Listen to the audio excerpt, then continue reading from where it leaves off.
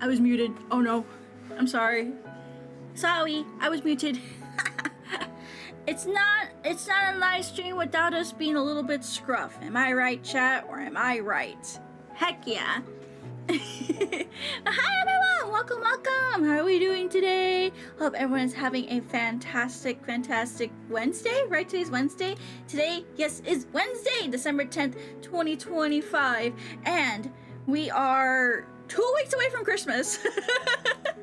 2 weeks away from Christmas, and I'm very much in the Christmassy mood, so I'm very happy. Well, thanks so much, Corvus, for joining Kami Oshi membership. Thank you for making me your Kami Oshi. Thank you so much. Yippee! Thank you so much. And thank you guys for coming by today, because today's gonna be a little bit of an info dump stream. Well, thank you so much, O'Leary, for sending 5 memberships to Keyword, Tokusawa, Ish, Dendera, Unknown. I think that's it, right? That's it. I think I got everyone. Yay! Thank you so much for the memberships. Thank you. You guys supporting me like this convinces me that I should do more autism info dumping streams. Yeah! Because that's what we're doing today. Because 2 days ago, chat, my #1 favorite idol group in the whole wide world celebrated its 20th anniversary of existence. And there was a time when I was thinking, man, is AKB even gonna make it to like its 20th anniversary? Because we were just in such a dark period. I was like really nervous, and now, as a very old-time fan coming from a very old like generation of AKB fans, I'm happy to say I am rejuvenated. My skin is clear. I'm just excited for the future. And with so many eyes on this idol group, I thought, why not do a little bit of an introduction for those who are not new to AKB, or for those that know AKB by name but maybe don't know much about them, or want to get into AKB but, you know, don't know where to start or anything like that, or just someone who is just completely brand new, does not even know what the fuck AKB is. But I promise you probably actually do know AKB48 more than you think you do. And O'Leary, thanks so much for membership for 27 months. Can't stay tired from constant late nights. Want to support my Kamiyoshi and viewers. Have a good stream, everyone. Thank you, O'Leary. I hope you have a good sleep. Definitely get a good sleep. Thank you so much for joining membership again for 27 months. Thank you. And get a good sleep for me, okay? Thank you. So yes, today, chat, we're gonna be doing a info dump, the ultimate info dump. I think I got this in 30 slides. Listen, this could have been a 50 slide, maybe even 100 slide freaking presentation, but I did condense it in a way where it's very palatable for new fans, or for people who are just very curious and don't want too much info dumped on them at once. So I am going to say this is a very short, concise version. So if I don't mention certain names or certain like happenings or anything like that, just know I'm from 2009. I started being a fan of AKB in 2009, so Trust me. I feel bad that I can't, but I have to keep it palatable for a new audience as well. Also gotta go, but I'll watch the vid during the long shift tomorrow. No worries, Corbin. Thank you so much for membership for 9 months. Happy 9-month anniversary to us. Thank you. And good luck tonight at work and resting afterwards. Good luck. Thank you for dropping by for a little bit. But yes, today we're gonna be info dumping about Japan's national idol group. I think it's the _1 idol group in the world, in my opinion, which is AKB48. And again, you actually may know what AKB48 is without even me doing an introduction, and I'll get to that here in a bit. But before we do our very long intro dump, or our very long info dump, let me go ahead and review with you guys some things real quick. Sorry, I went tiny. Let me review some things real quick. So yes, today we're going to be introduction to AKB48, Japan's idol group. I will be autism info dumping you about my favorite idol group. Yippee! Tomorrow, in case you are interested after hearing all of this lore information and want to hear more of the music, I'll be doing an AKB48 20th anniversary inspired karaoke. to celebrate my favorite idol group. We'll probably doing a lot of hit singles, a lot of my favorite songs from AKB, so just come by and listen to some classic AKB probably, and also some new gen stuff, because I have learned some of the newer gen music as well. Friday is going to be our Checky drop, so if you're interested in idol Checkies, I do idol Checkies every month. Our next Checky drop will be happening this Friday on our fourth wall shop, including a holiday sale where everything will be 10% off, excluding Checkies. And then that same day, I'll be decorating all the Checkies as well. So if you'd like to see a Checky that you may get decorated, feel free to come by. And then Saturday we have a collab and a performance, collab with Web, and then a V-Hall live performance in Fort Worth, Texas. Yeah. And then we're gonna be finishing up the Deco Checkies on membership. So if you haven't yet, please sure to join membership on YouTube so you can get access to weekly members only streams. Yippee!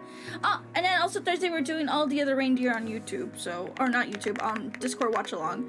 So come by and watch all of the other reindeer. If you don't know all the other reindeers, it's time for you to finally watch it. Okay, so I really want to get straight into this because I'm probably going to be yapping for a pretty long time. So let's go and say hi to everyone. So feel free to drop a hello in the chat or drop an emo, whatever it is. Make yourself known so I can say hi to you in the participants chat on YouTube. Or if you're on Twitch, just use the hello Nyaru to redeem. And while you guys do, wow! Oh, thank you so much for the $3 super, or not $3 super chat. Can I just call it a super chat? Thank you so much for the $3 super chat. I heard Ditto being played in the Love's truck stop of all the Love's truck. New Jeans at the Love's truck stop? What? That's so random. That's the most randomest place you can hear New Jeans. But it sounded off. I figured it was a cover. It took me a while to realize it was actually the original one I was thinking of, Nyaru's cover. What? They were playing my cover at a Love's truck stop? That's weird. That's rude. What the fuck? That's freaking crazy, Cornelius. Thank you so much for the $3 super chat. Thank you. And I don't know how to feel about that. Alright, but of course if you're on Twitch, be sure to use the hello Nyaru redeem so I can say hi to you. So while you guys do that, let's go say hello to our lookers and ball watchers. Thank you so much guys for being here, no matter what you're doing, working hard, playing hard, studying hard, or watching about a later time. I appreciate every single one of you guys here, and I hope you have a lovely day today. And I hope you enjoyed the autism info dumping, because this is literally my bread and butter right here. This is what I dedicated my whole life to. I'm not shitting you. Okay, and then of course let's start here on YouTube by saying hello to Cappuccita, Colin, Jimmy, Postmodern, Reggie Mania, Sunnyshine, and Sangoose. And then here on Twitch we will say hello to who can we say hello to? We'll say hello to Casper, Misfit, Casper, Fun and Footy Fan, and Mixmaster Epa. Yeah, they played the original, but the reason it sounded off is because I only heard your. Oh, because they heard my cover. Oh, okay, that makes sense. That's so random, though. Why would Loves be playing New Jeans? The most I hear of Loves is country music. That's so weird. What Loves was this, if you don't mind me asking? Like, what state was that in? Cause like, I've been to so many southern, like, states, and again, all I hear is country music. I would never imagine a Loves playing K-pop, let alone New Jeans specifically. Moorhaven, Florida? What? I would totally hear country music in, like, Florida. That's so weird. That is crazy. Crazy. Middle of nowhere. Man, there must be a K-poppy fan. Florida mention! Yippee! Florida mention. And for Marp, welcome. Loves is better than most other trucks. Love is pretty good. I love Loves. But I am personally a Pilot girly. If there's no Bucky's, then I go to Pilot. If there's no Pilot, I go to Loves. If there's no Loves, I go wherever I can. That's my hierarchy right there. I think I can even point out which employee is most likely the culprit too. I'm guessing they had K-pop badges, like little buttons on, and like maybe a BTS shirt or something. I don't know. Okay, anyways, I do want to continue forward though, because our slides are going to be quite long. Again, we have 30 slides we have to go through technically. So I am so ready. I'm so ready to info dump you guys on my favorite all-time idol group of all time. So, without further ado, let's scooch over here. And then let's go ahead and turn on our cute little TV. Wow! Cute little TV. And I'm actually going to make myself a little bit smaller, I think. Yeah, I'm going to make myself a little bit smaller so that way I can look like a presenter. Oh, I also have a really, really cool thing. I have a little arm today. I have a cute arm so I can point at things. So please don't mind me if I'm using my arm, okay? I have a little wand that will point to everything. I think it's just really cute. So I can actually show you guys what I'm pointing at. Yeah. Cute little details. It's the details that matter, chat. Okay. I did that all in under 15 minutes. I'm very proud of myself. Actually, in probably under 10 minutes, because yeah, okay, that was the amount of time I want to spend doing like all the pre-show stuff. Okay, let's do it then, chat. Let's do it. So this is an introduction to AKB48, Japan's national idol group, because it truly is Japan's national idol group, and it actually held that title for a very, very long time. As you can see here, we have two members, two of the biggest faces in AKB48. You may recognize them, you may not, but you will get to know them here in a bit. So, in case you are new to me and don't know who I am, or if you're just here for the AKB love, because I also am here for AKB love, who am I exactly? Who the heck, what makes you qualified to talk about AKB48? Well, first of all, that's me. Hi, my name is Nyaru. I'm an idol VTuber. I'm the shooting star idol VTuber. Actually, I've been active as 5+ years doing variety content on YouTube, Twitch, Irium, and Rplay. I've also been a fan of AKB48 since 2009, which is like 4 years after the group started.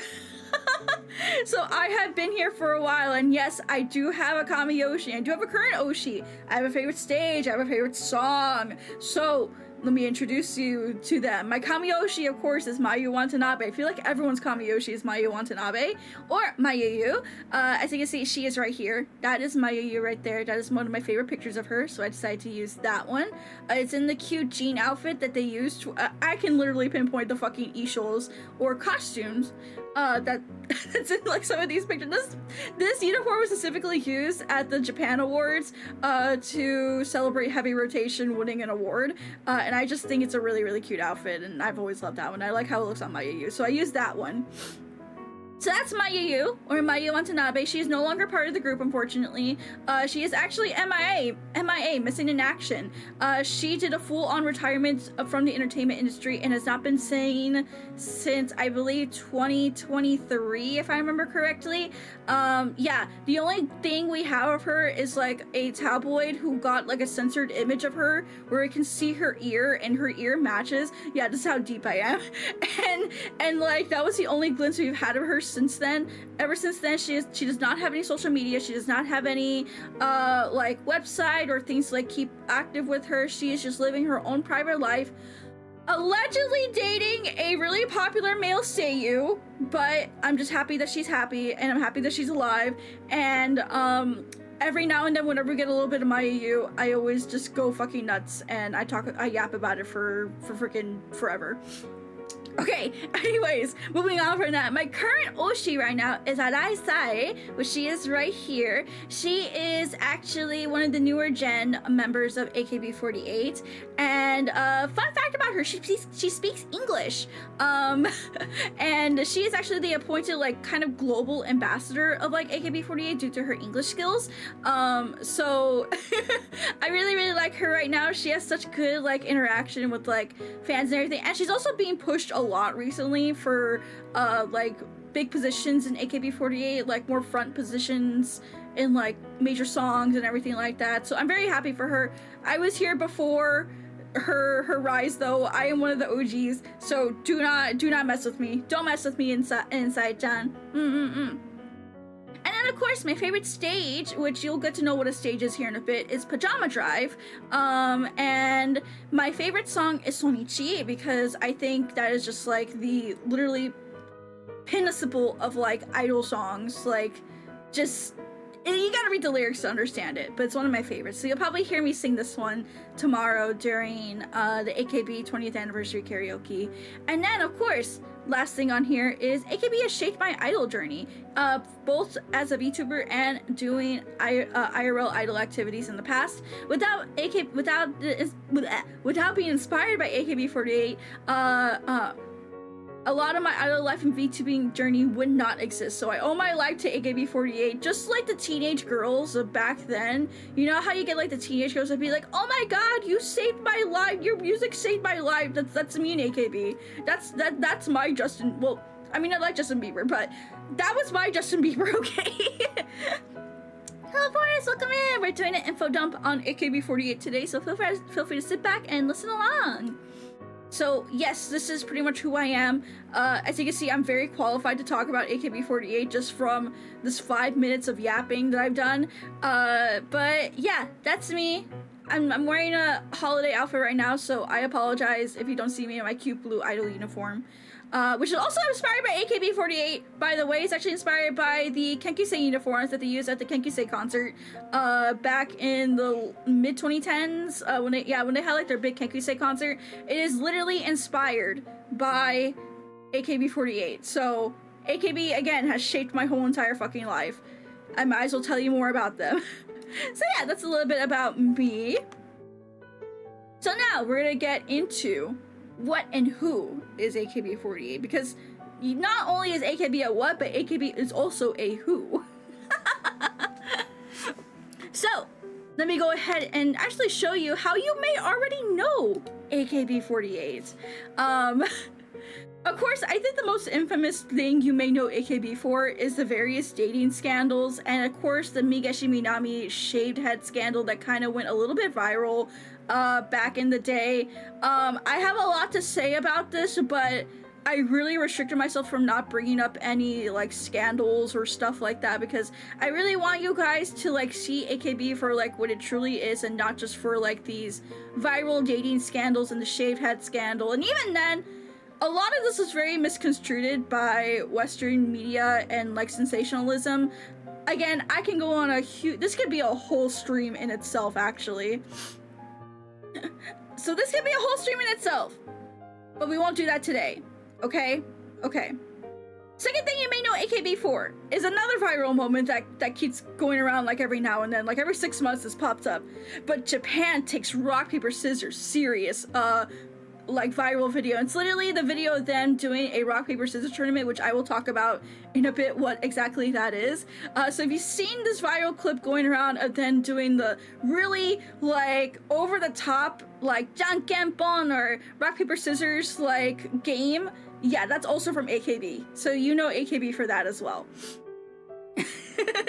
Next thing you may know AKB48 for is their official anime. You may have seen their anime floating around the convention space or the anime scene, but AKB0048 is the official anime for AKB48. It actually it's actually a really good anime. I like it personally, but yes, it is available on DVD. It's available on streaming services. So if you do want a more like, I guess, like anime introduction to AKB48 and to like their music, and if you really like Macross or like mecha animes, I really recommend you watching 0048.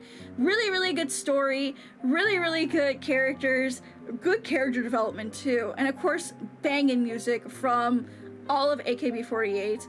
All the main cast that you follow for this story is actually members of AKB48 acting as seiyuu for the characters.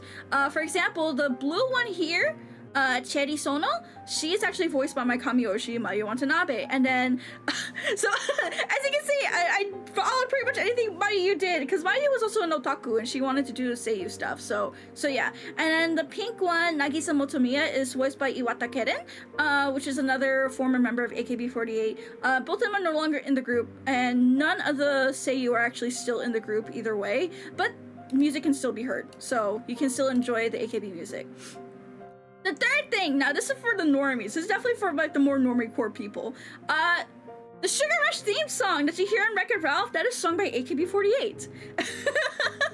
A lot of people, so you know the song that goes SUGAR, jump into your racing car, it's Sugar Rush, Sugar Rush. That is sung by AKB48. They actually have a full music video that is very much inspired by Wreck-It Ralph and everything like that. So you definitely have heard AKB48 if you have watched this Disney movie before.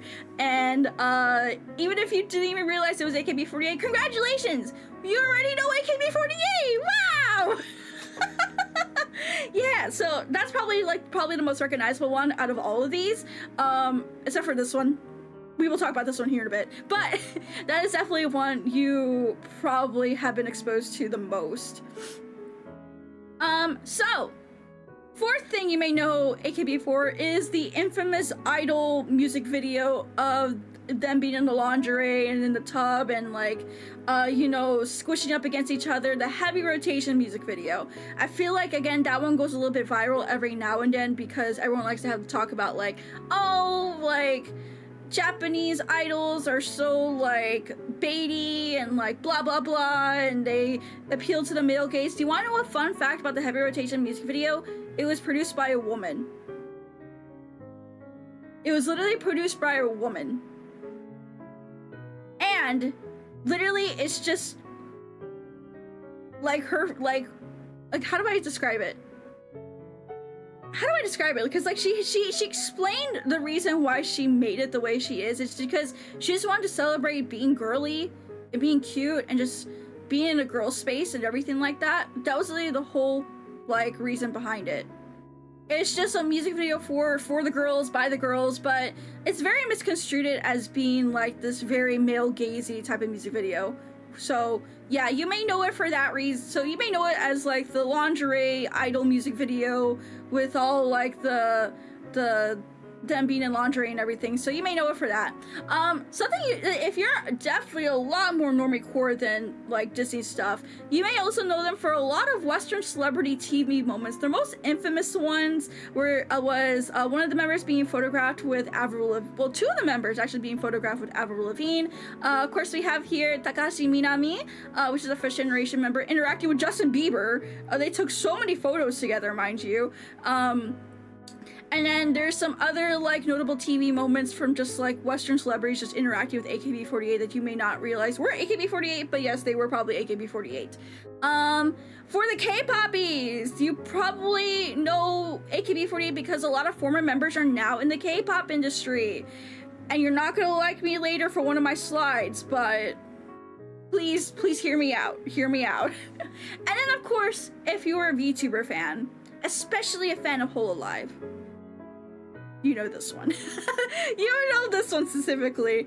It's of course the famous Yago quote, "We run an idol group similar to AKB48. So yes, this is the AKB that Yago was referring to. And this is the AKB that inspired Hololive to even exist in the first place, okay? So, yeah, you can thank literally the existence of AKB48 for every single Hololive member and the concept of Hololive even being a thing in the first place. So, yeah, again, you probably already know AKB48, okay? You probably already know AKB48 because of one of these things. But in case that you don't know any of this and you live under a rock, let's do a quick introduction. So what exactly is AKB48? The TLDR of it is it's the largest and most popular idol group in Japan. AKB48 also stands for 𝗕𝗿𝗵𝗺48, so the AKB in AKB48 stands for 𝗕𝗵𝗵𝗺. So yeah, I'll get to that here in a bit because I'm gonna break down the name here. But pretty much it's a Japanese idol music girl group named after the Akihabara area of Tokyo. Currently, there are 48 members as of 2025, with a total of 470 members who have been part of the group at one point in time. So there have been lots of members who have come and go, so a total of 470 members have come and go in AKB48. So the concept of AKB48 as an idol group is the idols you can meet. The group's philosophy is based on approachable girl next door idols, where you can watch, meet, support them almost every day in various ways, including at their performance theater in Akihabara. So yes, the one thing that really made AKB stand out back in the day was that they had their own theater that you can go see them perform at almost every single day. And then another concept that they had was you have like a rotating cast as well. So you wouldn't see probably the same idol every day. You would probably get to see someone new as well, which again, the concept at that time was really new and really made them stand out. And of course, I do want to break down the name of AKB48 because a lot of people have some misconceptions about it. So of course, breaking down the name of AKB stands for Akihabara, the AKB part, AKB Akihabara, because it is taken from the JR line station code AKB. So when you go to Japan and you go on the JR line, the Yamanote JR line, there's going to be a code at the top, like 3-letter code in one of the corners. It's going to say like TYO or AKB. So when you go to Akihabara, you're going to see the AKB there. And then meanwhile, what does the 48 stand for? Surprisingly, it does not mean that they have 48 members, because the 48 actually stands for the office number assigned to management during the beginning of the group. So when the management decide to rent out a little office space to, you know, conduct like their management stuff, they were given the office 48. So the 48 literally just comes from the office number assigned to them. It does not stand actually for the amount of members that are in the group. Despite right now being 48 members, it does not stand for the 48 does not stand for the amount of members. It actually stands for the office number that they were assigned to. So fun fact, I feel like a lot of people have a misconception that the 48 stands for the members, but it doesn't. It stands for the office number. So fun fact there. So this is a picture right here of AKB48 when they came to Anime Expo, I believe in 2010. I don't remember exactly. And then this is AKB as of a couple of days ago. I'm not kidding you. This was taken a couple of days ago. So this is like 2010s-ish. This was a couple of days ago. So that's a huge gap. So yes. Interesting to see where things came from and what they were inspired by. Elena Sashihara Rino. Oh, don't worry. We'll talk about Sashihara Rino here in a bit. Some of the bug eating. Oh, the bug eating segments. You're right, Mago. I forgot to mention the bug eating segments. I was thinking I was forgetting one, and I wasn't sure which one it was, but it was the bug eating ones. It definitely was the bug eating ones too. And yes, Bruno Mars is actually a fan of AKB48 as well. At his Tokyo Dome concert, I believe either this past year or last year, he actually did an a cappella version of AKB48 while one of the former AKB48 members were in the crowd, and they did not expect that. So there was like, of course, a lot of people like standing around them, and they didn't even realize they were standing next to the center of like that AKB song. So I thought that was like really, really cool. Anyways, let's keep going. But pretty much this is what AKB48 is. This is a very, very simple way of putting them, because AKB is a lot more than their members. AKB is a lot more than the name. It's literally a story. It's a drama. It's the music. It's the journey. It's everything. AKB is everything. All right, next slide, please. So you may be wondering, or kind of like really thinking, how popular really is AKB48? Well, again, let me break it down for you. AKB, as of 12/8/2025, December 8th, 2025, they've been active for 20 years. They also have 12 total sister groups, 6 of them being international sister groups. So the sister groups include AKB48, located in Akihabara, SKE48, located in Nagoya, Japan, NMB48, located in Osaka, HKT48, located in Fukuoka, NGT48, located in Niigata, STU48, located in the Sentouchi Prefecture area, JKT48, which is Jakarta, Indonesia. TPE48 is renamed to something else now. It is called AKB48 Team TP. They're located in Taipei. They also have MNL48, BNK48, CGM48, and then they also have AKB48 Team SH, which is located in Shanghai, China. Oh, and then BNK48 and CGM are located in Thailand. So yes, that is pretty much all of their sister groups, and there is currently a rumor that there may be another one coming very soon, but I don't know. It's another international group that may— oh, KLP48. I forgot about KLP48. KLP48 stands for Kuala Lumpur 48, and they are the newest sister group in the mix as well. And they are, of course, located in Vietnam. So they sing also in various languages. A lot of the ones that actually are here, I know JKT has done like English versions of AKB songs, same with BNK48 and MNL48. Oh, MNL48 is located in the Philippines, by the way, so Manila 48, MNL48.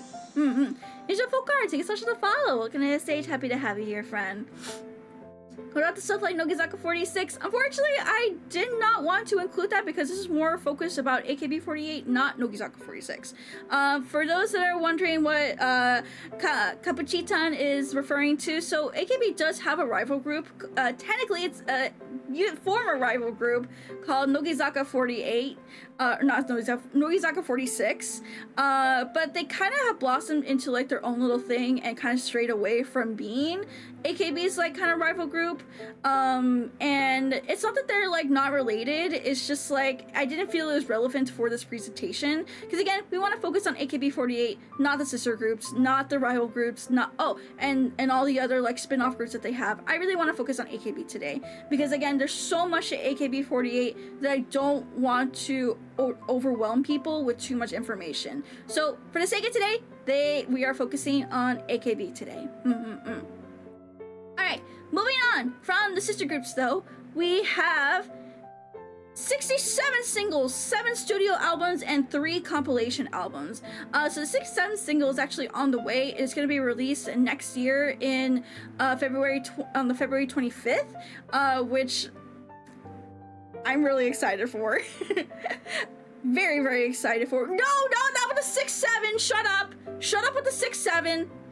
But yes, we have 67 singles of AKB48, including 2 indie singles as well that I did not mention. But there's a lot of music. There's like over, I want to say there's over like 2,000 to 3,000 AKB songs, just in AKB alone, or just in 48 group alone. So yeah, shut up with the 6-7. Shut up. Alrighty. Anyways, AKB also holds 50 consecutive #1 hits on the Oricon charts. And what exactly is Oricon? Oricon is kind of like the Billboard charts of Japan. They're taken a lot more serious than Billboard, honestly, but Billboard has been kind of taken a lot more serious in recent years, but the one that everyone looks at in Japan is the Oricon charts. So if you rank #1 on Oricon, you pretty much are like a big deal. Alrighty, and then for the most prestigious music awards in Japan, AKB48 has 25 different awards from Japan Record Awards, which is again a really, really huge deal. They've also had 13 appearances at Kohaku Utagassen, which is a really big kind of like competition that's held at the end of the year in Japan. And all of the popular acts from the previous year are pretty much performed here. However, they actually haven't performed here in a couple of years, and this year, in literally a couple of weeks, they'll be making their grand return after no Kohaku performances in 6 years. So this is a huge freaking deal. Huge deal. They also have countless brand collaborations. The most current brand collaboration they have right now is that they have a collaboration with Wendy's in Japan, and they have really cute merch and uniforms of it. But as you can see, I put also the Hello Kitty one here because I like the Hello Kitty collaboration. And then finally, they have countless overseas performances in Asia, Europe, and North America, with I think their first ever, I don't know, I actually don't remember what their first overseas performance was, because it could have been for Japan Expo Paris or for Anime Expo. I don't remember exactly. If someone wants to fact check me on that, you're more than welcome to, but yes, one of their first overseas performances was either in the EU or in America, so yeah. Feel free to fact check me on that. But yeah, that is literally how popular AKB is and how much of a reputation they have across not only Japan, but Asia in general. They are really, really big in Asia, of course, with the expansion of their overseas sister groups. And they are pretty much popular. They're pretty much in almost every single major area in Japan, with all of their other national sister groups as well. So yes, that's how popular AKB is. Don't underestimate them. Next slide. So, who was the mastermind behind AKB48? Well, let me introduce you to the man, the legend. I'm not shitting you. He is the man and he is a legend. 𝗕𝗿𝘄𝗂𝘁𝗂𝘁! Yes, this old man right here with these really thick glasses. I don't know why he insists on wearing these thick ass glasses. This picture was taken like literally 2 days ago, so keep that in mind. That's the most recent picture of him. So who created AKB48? So I want you guys to meet 𝗕𝗿𝘄𝗂𝘁𝗂. He is a Japan record producer, lyricist, television writer, and best known for creating and producing some of Japan's top idol groups. Most notably, AKB48, but also Onyaku Club, which is right here. Yeah. So what is Onyaku Club, you may be asking? Onyaku Club was the first large all-girl Japanese pop idol group that formed in the 1980s. So they were the Showa era. They were in the era of like Showa era idols and everything. So you got a lot of like Showa style to them. So if you like Showa music, I recommend checking out Onyaku Club. They're pretty much like the 80s version of AKB48. But they were also the first group to implement the large group member and graduation system we see in idol culture today. So without Akimoto Yasushi creating Onyaku Club and implementing these concepts, we would not have a lot of what idol culture, you know, kind of relies on today to keep the magic going. But also, Onyaku Club is also considered the blueprint of AKB48. Again, because they have the large group member and graduation system, all females, rotating cast, everything like that. They are pretty much the 80s blueprint of AKB48. And of course, the most thing, what I personally think is the most notable for, in my opinion, is his songwriting. He's just a songwriting and producer machine. Because while there's no official number, it's estimated that he's written thousands of songs for AKB alone, including singles, B-sides, theater stage songs, etc, etc, etc. And there's also stuff that he is ghostwriter for as well. There's stuff that he's written for other idol groups. There's stuff that he's just produced for a whole bunch of other like artists and stuff like that. Like, he is super renowned in the Japanese entertainment industry because he is just that good. Like, I really, really admire him as a lyricist, because how can this man, this old ass 50-60-year-old man, be able to encompass young girls falling in love and having like romance in their teenage years, but just encapsulate it perfectly? If you get the time afterwards, I really recommend you read up a lot of AKB's like major single lyrics and just like kind of like understand it was written by this guy and that he just somehow encapsulated teenage romance despite being an old man. I don't know, I think he's cool for that reason. Like, how it's because it's so hard to put yourself into someone's shoes, but he just encapsulates it again perfectly.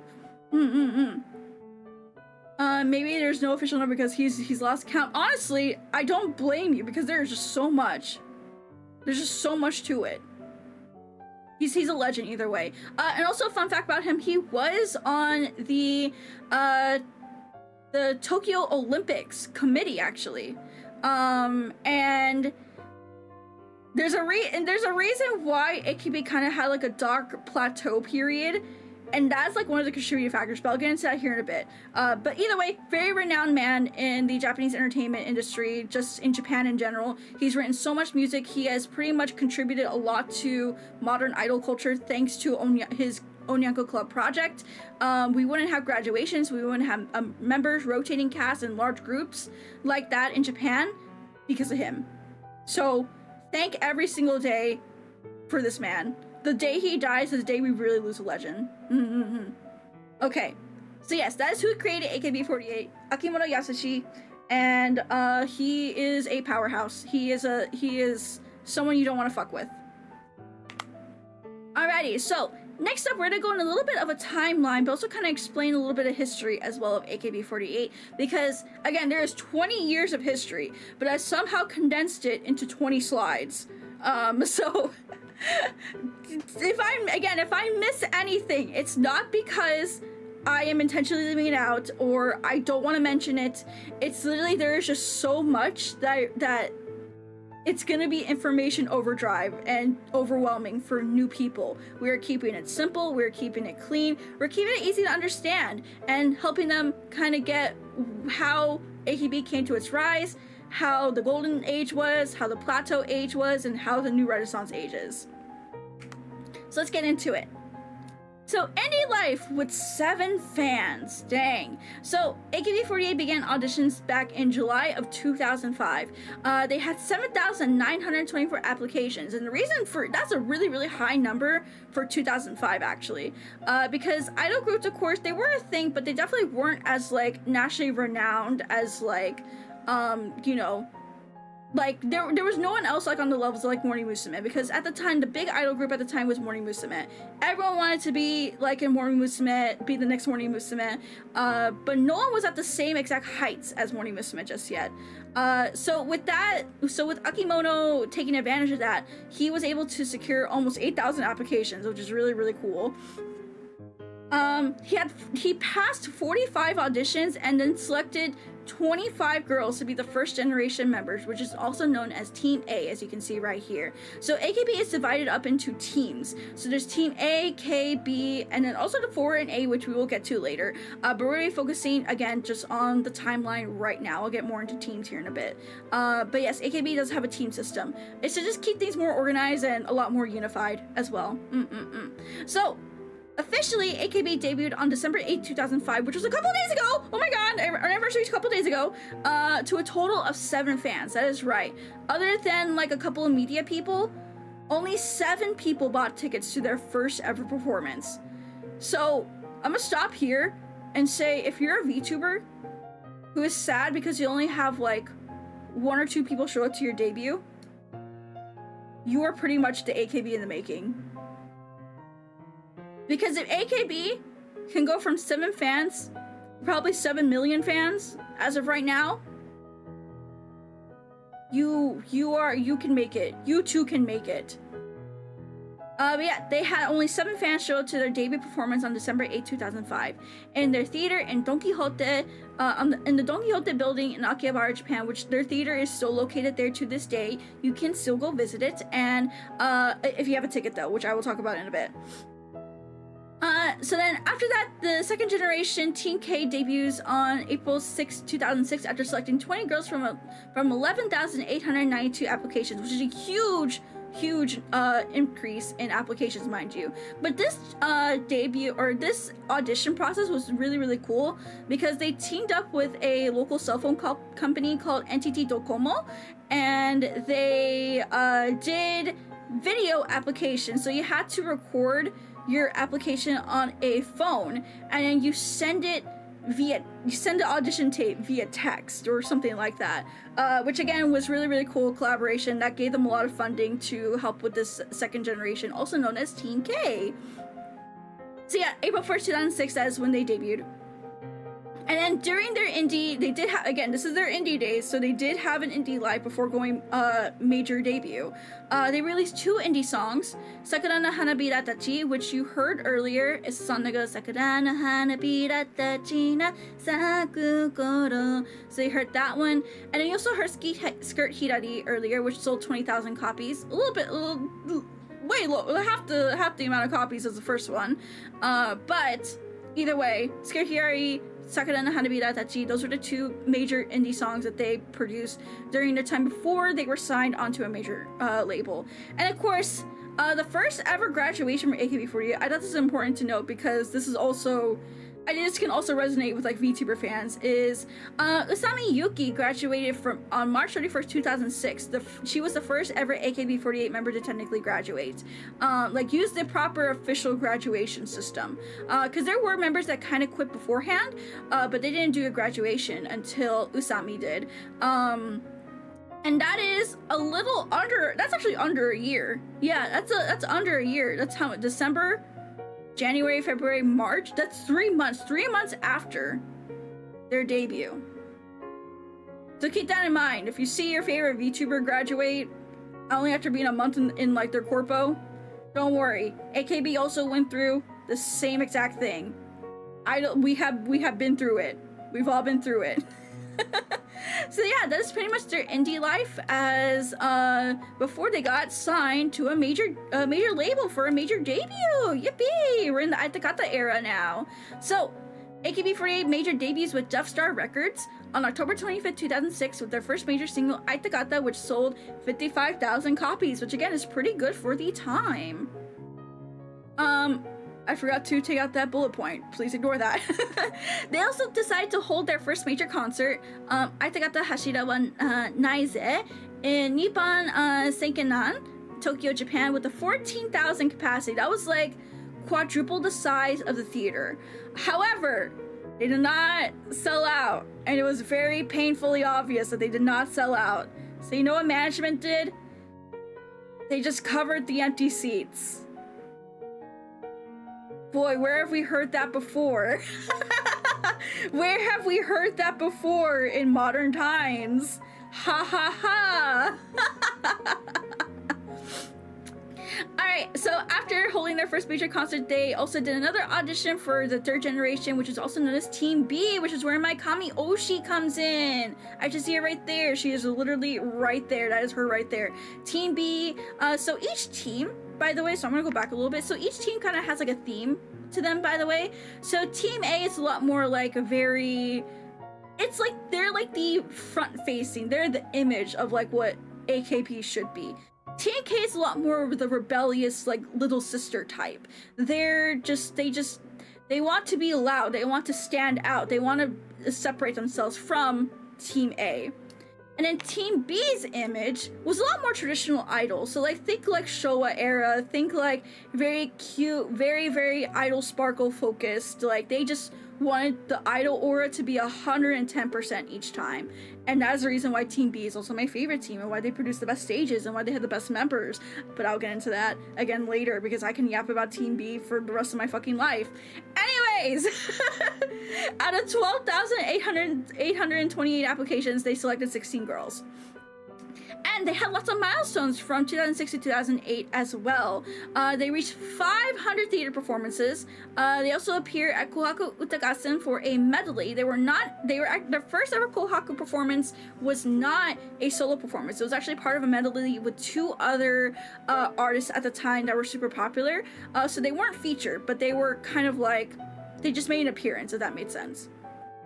They also released 9 total singles and the first digital single as well. Shoutouts if you actually know what those singles are. And of course, their first ever sister group, SKE48, known as Sake48, located in Nagoya, debuts on October 5th, 2008.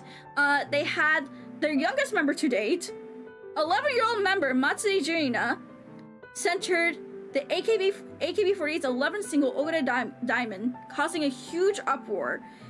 Because she was really, again, another kind of face to be threatened. It was rumored that they kind of use her as like motivation for like the AKB girls to be like, look, there's newer members coming in, so you better step up your game. So they used Jurina as like a kind of motivator for all like the current generation or the current members to not be lazy and kind of just see that even a fresh face can take over and replace you. So step it the fuck up. So yes.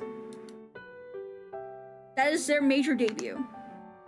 So then they had their breakout year in 2009. Which is like, this pretty much marks like the skyrocketing, like this is truly their breakout year. So AKB in 2009 also introduces a new event called Senbatsu Sosenkyo. What exactly is that? Pretty much, Senbatsu Sosenkyo means general election.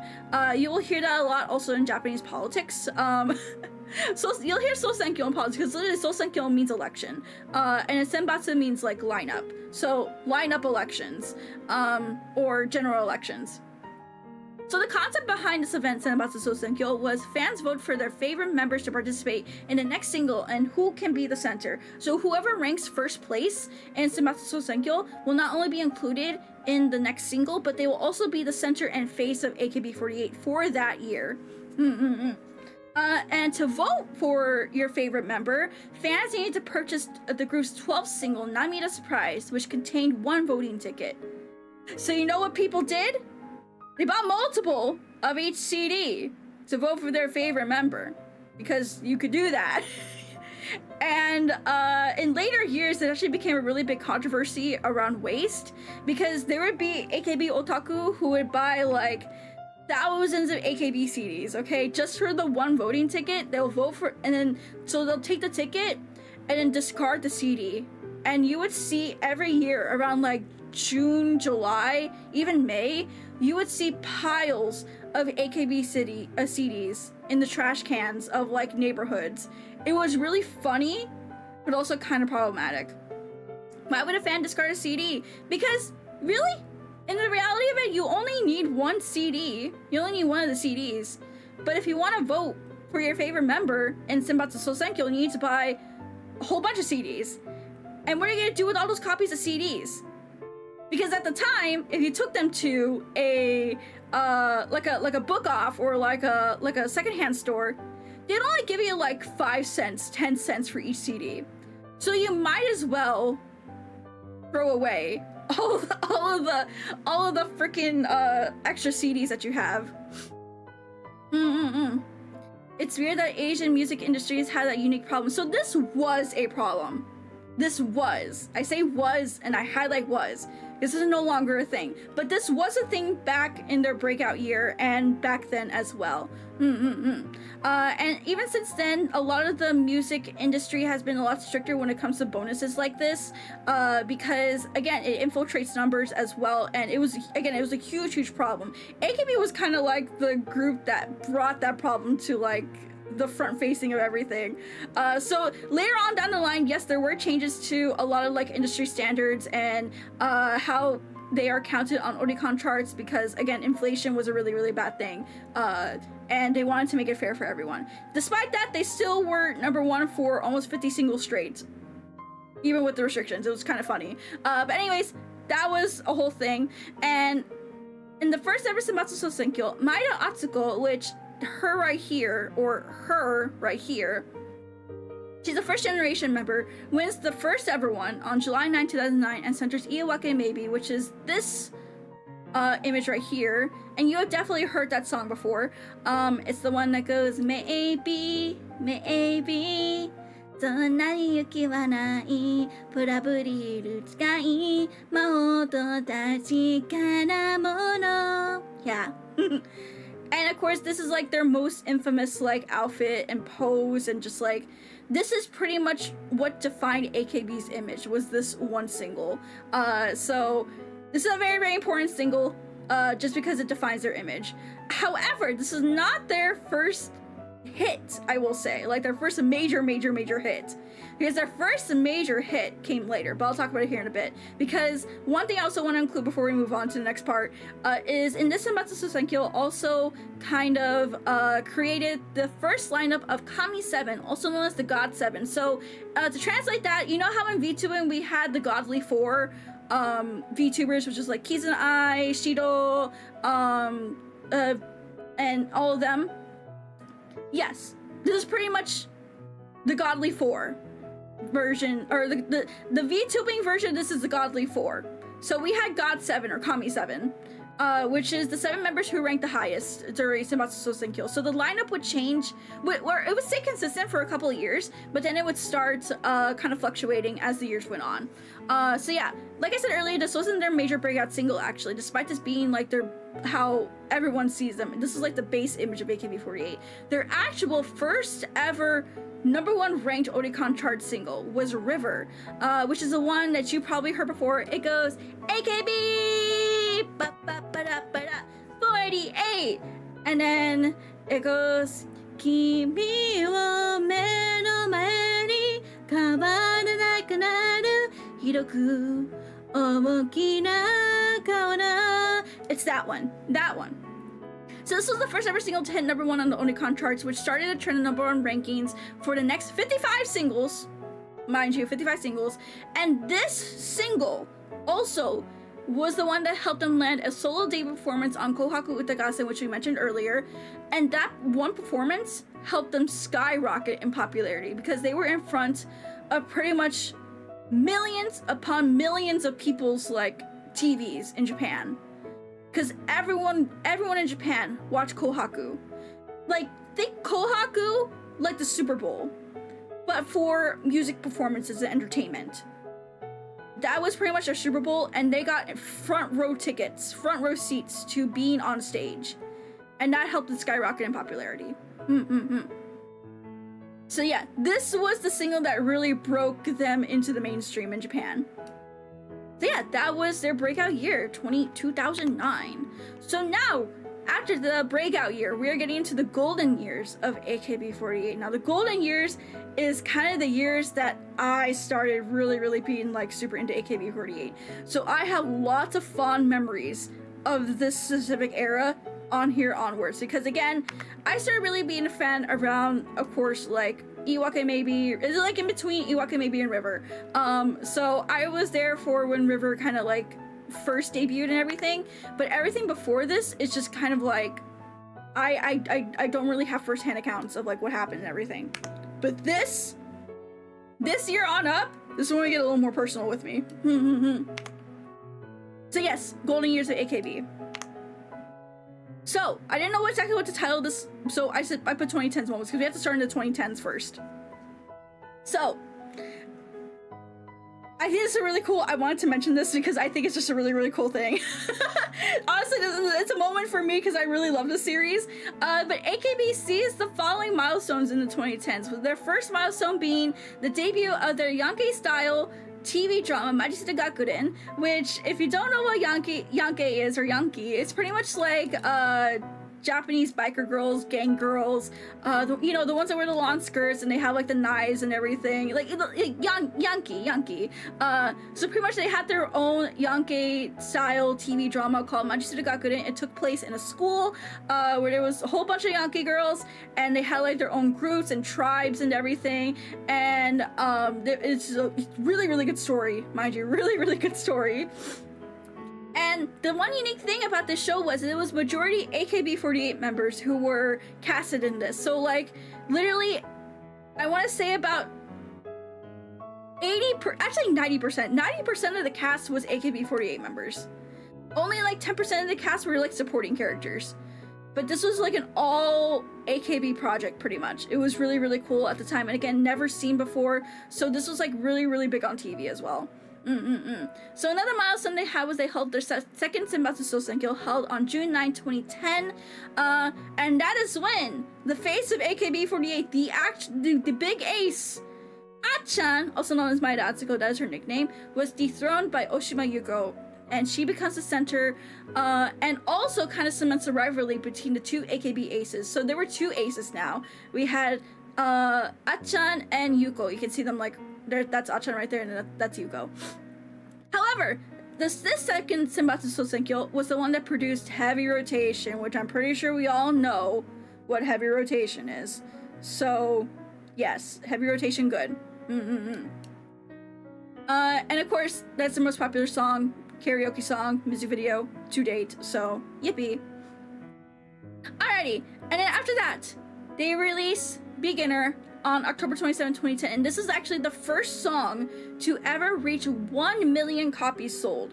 And the fact that this was done after a major like AKB like Senbatsu Sosenkyo is actually a really big testament to the group as well, because usually their numbers always influx around their Senbatsu time, but this shows that they could stand by themselves even without like a special event like kind of being in place. But the one thing that also really drove this single into popularity was because this music video was actually censored due to the gory and graphic nature of it, because literally there's AKB girls being stabbed and there's blood and guts everywhere in this music video. It's actually a really, really cool and artsy music video. If you like gamer references, I recommend watching it. It's not available on YouTube, unfortunately, but it is available on, like, you know, other very sketchy websites, wink wink.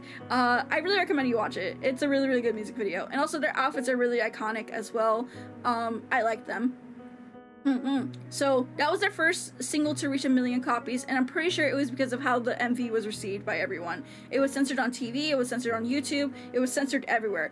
It's so censored that they had to release a clean version of it just to promote the music video. Okay, and then finally, for the last of the moments in 2010, they were actually certified by Guinness World Records for the pop group with the most amount of members, which was pretty monumental at the time. That means they got some global recognition from it, and because of that, that kind of led to them also going, I believe, to Anime Expo, if I remember correctly. So they caught the eyes to Anime Expo because of that. So fun fact, yippee. Alrighty, so what defines the 2010s for me, honestly, especially 2010s AKB, the golden era, are the events. Because, oh my god, there were so many great events that were held for AKB48. It was insane, chat. Like, I would say every AKB fan knew what was coming next. We had a schedule. Like, we know what was gonna happen during a certain time of year, okay? But here, let me explain what each event is so that you're not too confused, okay? So iconic events, again, the driving force behind a lot of AKB's popularity during the golden era. The first event, of course, we already discussed 𝗕𝗿𝗄𝗁, that is the fan voting competition. But another one that they introduced in 2010 was Janken Kaikai, or the rock paper scissors tournament, which again you may know from that viral video.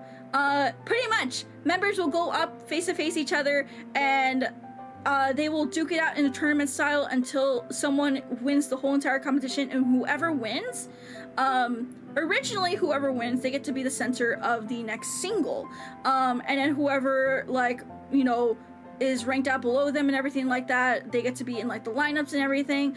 So it was really cool. But the one thing that really made this event stand out from 𝗕𝗁 was the fact that it was a random game of chance, pretty much. So this allowed for a lot of unpopular members, or members who would never see, like, a Senbatsu lineup in their whole entire lifetime, would be able to be included in a major release. And personally, what I find the most fun about it is that they get to dress up in costumes. And they got so many cute, like, they go all out for so many cute, unique costumes each year.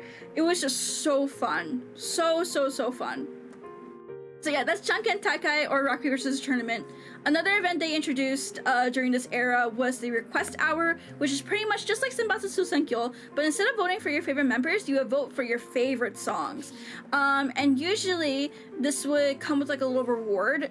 If the song didn't have, like, a music video or, like, a release or anything, like a big release, it would come with, like, little prizes for that song. But this ended up becoming, like, a very team-focused type of event as well. So for example, I think we were gonna talk about Team 4 in a bit, because I'm only gonna talk about AK and B. But there's another team called Team 4 where they won one of the request hours.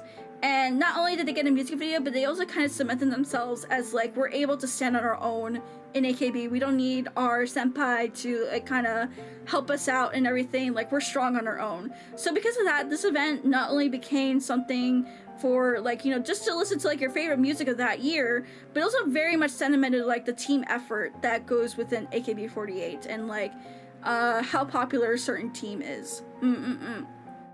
Okay, if you're a football fan, can I get my football fans out here? You know, football draft? Well, we got that here at AKB too. Well, we had it. We had something called Draft Kaigi, which is pretty much 48 group teams, like Team AKB. They would all go in. There would be selected auditionees to participate in this event, and then they would draft. They would do draft-style member selections of auditions. And it was really fun. I actually stayed up a couple times to watch the specific one as well. very, very dramatic, I will say. Just as dramatic as Senbatsu. But Draft Kaigi was pretty much like football draft, like sports ball draft, but in AKB using auditionees instead of, you know, sports people. Yeah. Okay, another event that we had, so similar with the teams, like I said earlier, we had team shuffles. You know how you shuffle, you know how you get shuffled like in Team Fortress 2, they do a team balancing? Pretty much that's what this is. Members get put into new teams to either help them thrive or to assist in that one team, you know, gaining a little bit more strength or experience, or, you know, putting senpais with more kohais. They would also, members would also apply to go to overseas groups as well, because the first ever teen shuffle was included SNH48 and JKT48, which is the overseas groups. So some members actually got to live abroad and do senpai kind of mentorships with their overseas counterparts, which was really, really cool. And of course, we had AKB Kohaku, so this is different from Kohaku Utagasen, just to make it clear, but this is pretty much AKB48's more focused version of Kohaku, because the whole concept of Kohaku is like red team versus white team, red team being like the females, white team being the males, and it's pretty much male versus female entertainers, etc., etc. So they had the same exact thing here, except it was just more focused on AKB members, AKB only performances, but a lot of these, except for this one, Request Hour, they don't do these anymore, which is really sad. But I really wanted to highlight the iconic events of that era, because this is, again, what made AKB for me back in the golden era, was all these fun events. And again, we had a schedule, okay? We had a schedule of what to expect. So we'd start off the year with Request Hour, okay? Request Hour would always be held in the beginning of the year. And then after Request Hour, we would have the pre-senbatsu single. So then we would all start, like, you know, buying the pre-senbatsu single, and then we would have senbatsu, okay? So then after senbatsu, we would get the senbatsu single, and then that would be performed at Janken Taikai. So then we would get Janken Taikai, and then at Janken Taikai, we, of course, that would prove the lineup for the next single, and then we get that next single afterwards. And then we would have AKB Kohaku, and then sometimes sprinkled in the mix would be like the team shuffles or the draft. So we had a schedule. We had a schedule. It was a good schedule. It was a schedule that had some normalcy in it. And as someone with autism, this really appealed to me, okay? I love being on a schedule. And this was a good schedule. And then they just threw it out. And I'm going to tell you why they threw it out. But they threw away all of this. And it's going to make you really mad. It made me mad. Alrighty. So, unfortunately though, during the golden era, or at the end of the golden era, we had a big shift. Or like a huge shift. This is probably AKB 9/11.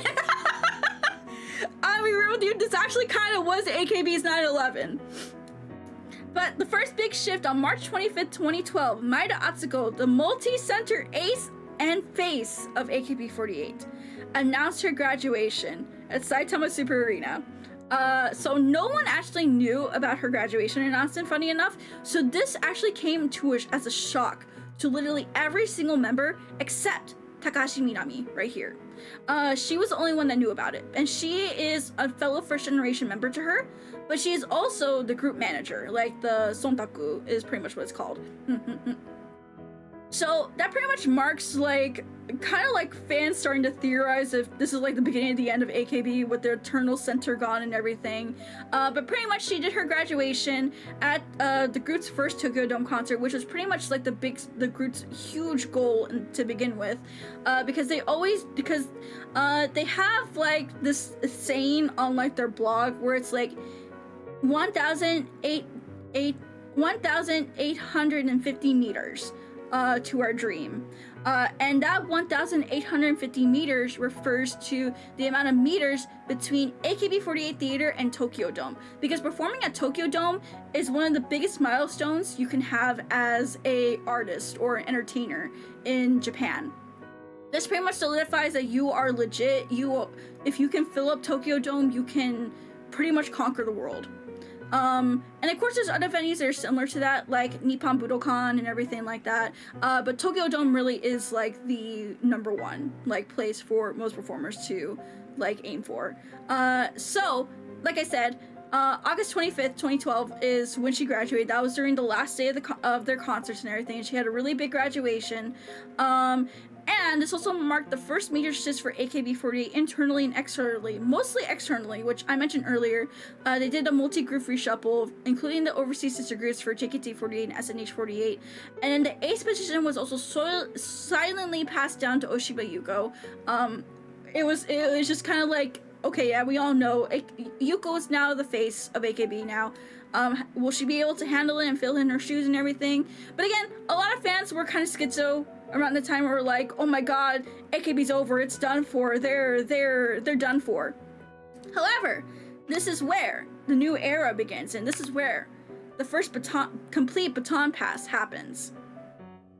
So, as the golden era comes to a close, we come into the new era that begins with the first baton pass to new generation members. And this was probably one of the most successful examples of them doing it. And also the only. And that pains me to say this was the only time they actually successfully did a baton pass to new members, or to the newer generations. And I'll explain why in a bit. So, the first thing that happened after as the beginning of the new era was Team 4 is established on June 6, 2011, which is it was supposed to be a temporary team, but ended up becoming a kind of permanent team later on in a couple of years. After like a couple of disbandments and reformations, but pretty much the team kind of represented the new blood who is working hard to carry out AKB's legacy. And pretty much they were the fresh new faces. They were the ones that were going to be carrying AKB on their shoulders for years to come after the older generations kind of graduate. And as well, a couple of years later, another team is established, Team 8. And this is a really, really cool one. If you are a Toyota lover, if you love cars, please listen to this closely. Because Team 8 is established in January 2024 with a special limited collaboration with the one and only Toyota! Yes, this Toyota literally sponsored an AKB48 group to be formed. And here's the reason why. Because the concept was idols who come to meet you. So you know how the concept of AKB is idols you can meet? Well, their whole shtick was they come and meet you. Yes, Toyota Racing, I'm not shitting you. Toyota Racing is involved because each member of Team 8 would represent a prefecture of Japan. So they had a total of 47 members that represented each individual prefecture in Japan, ranging all the way from Hokkaido all the way down to, what's that one prefecture? One with the Japanese base. Oh my god, how am I forgetting that? Oh my god, how am I forgetting that? Yeah, from Hokkaido all the way down to the one prefecture with all the Japanese bases. I forgot the fucking name. How could I forget the name of that? Oh my god, hold on.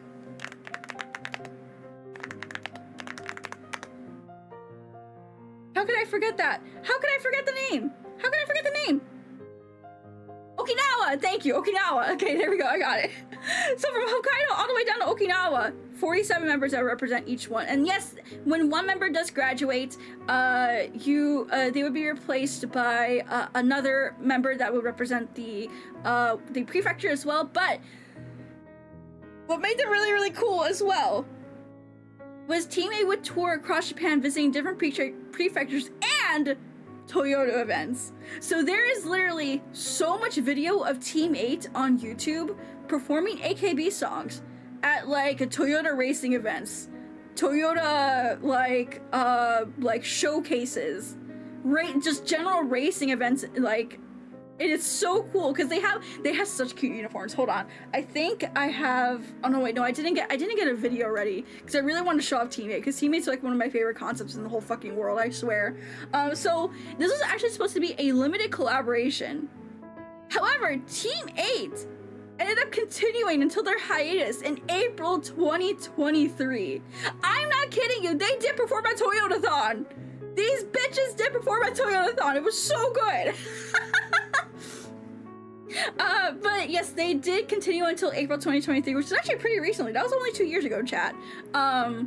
and they were only supposed to be like a year or two limited thing, and they even had like original songs, and like they did like original collaborations and had their own merch and stuff. It felt like at one point it was separate from AKB48 because they were such a powerhouse in their own. But a lot of future generation members and our current AKB ace will be found in Team 8. So very, very important team, honestly. I think they're the most important team out of any team here in AKB. But yes, this is what considered the first baton pass, the first successful and the first and only successful baton pass. Again, we'll get into that here in a bit. But we also see new aces and centers take the stage. And as you can see, we have Sashihara Rino and Mayu Watanabe, and that is my Kami Oshi right here. Rah! So, with many of the older generation members graduating, this paved the way for two new centers and rivals to take the throne at Senbatsu Sosenkyo. The first one being Sashihara Rino. She took first place at the AKB48 30-second single Senbatsu Sosenkyo, which was a really huge upset, mind you. I actually remember staying up specifically for this one. And the absolute shock that she beat out her and ace, Oshima Yuko, was earth-shattering. There is literally a reaction video like on YouTube of all the members reacting to this announcement that she won first place, and everyone just has like this jaw drop moments like, what the fuck happened? Because here's why. So this Senbatsu lineup also created the new era's most popular song, 𝗬𝗿 Fortune Cookie, which you should know as 𝗬𝗿 Fortune Cookie, 未来はそんな悪くないよ Hey, hey, hey, hey, hey, hey. So that's that song. I'm pretty sure you saw a couple of dance videos of it and everything. So yes, that is probably what you have seen. Let me see. Okay. Sorry, I kind of lost my train of thought. But the reason why this became such an upset was because earlier in the year, Sashiko, which is her, kind of like her nickname, Sashiko was involved in one really big major dating scandal that caused her to not only kind of got silently kicked from AKB48 because she got demoted to HKT48, which at the time was a new 48 sister group based in Hakata, Fukuoka, which was very far from Tokyo, mind you. So she had to move to Fukuoka to be part of HKT48 as a punishment. But with all her expertise back in AKB48, HKT actually was for a while one of my was more favorited than AKB.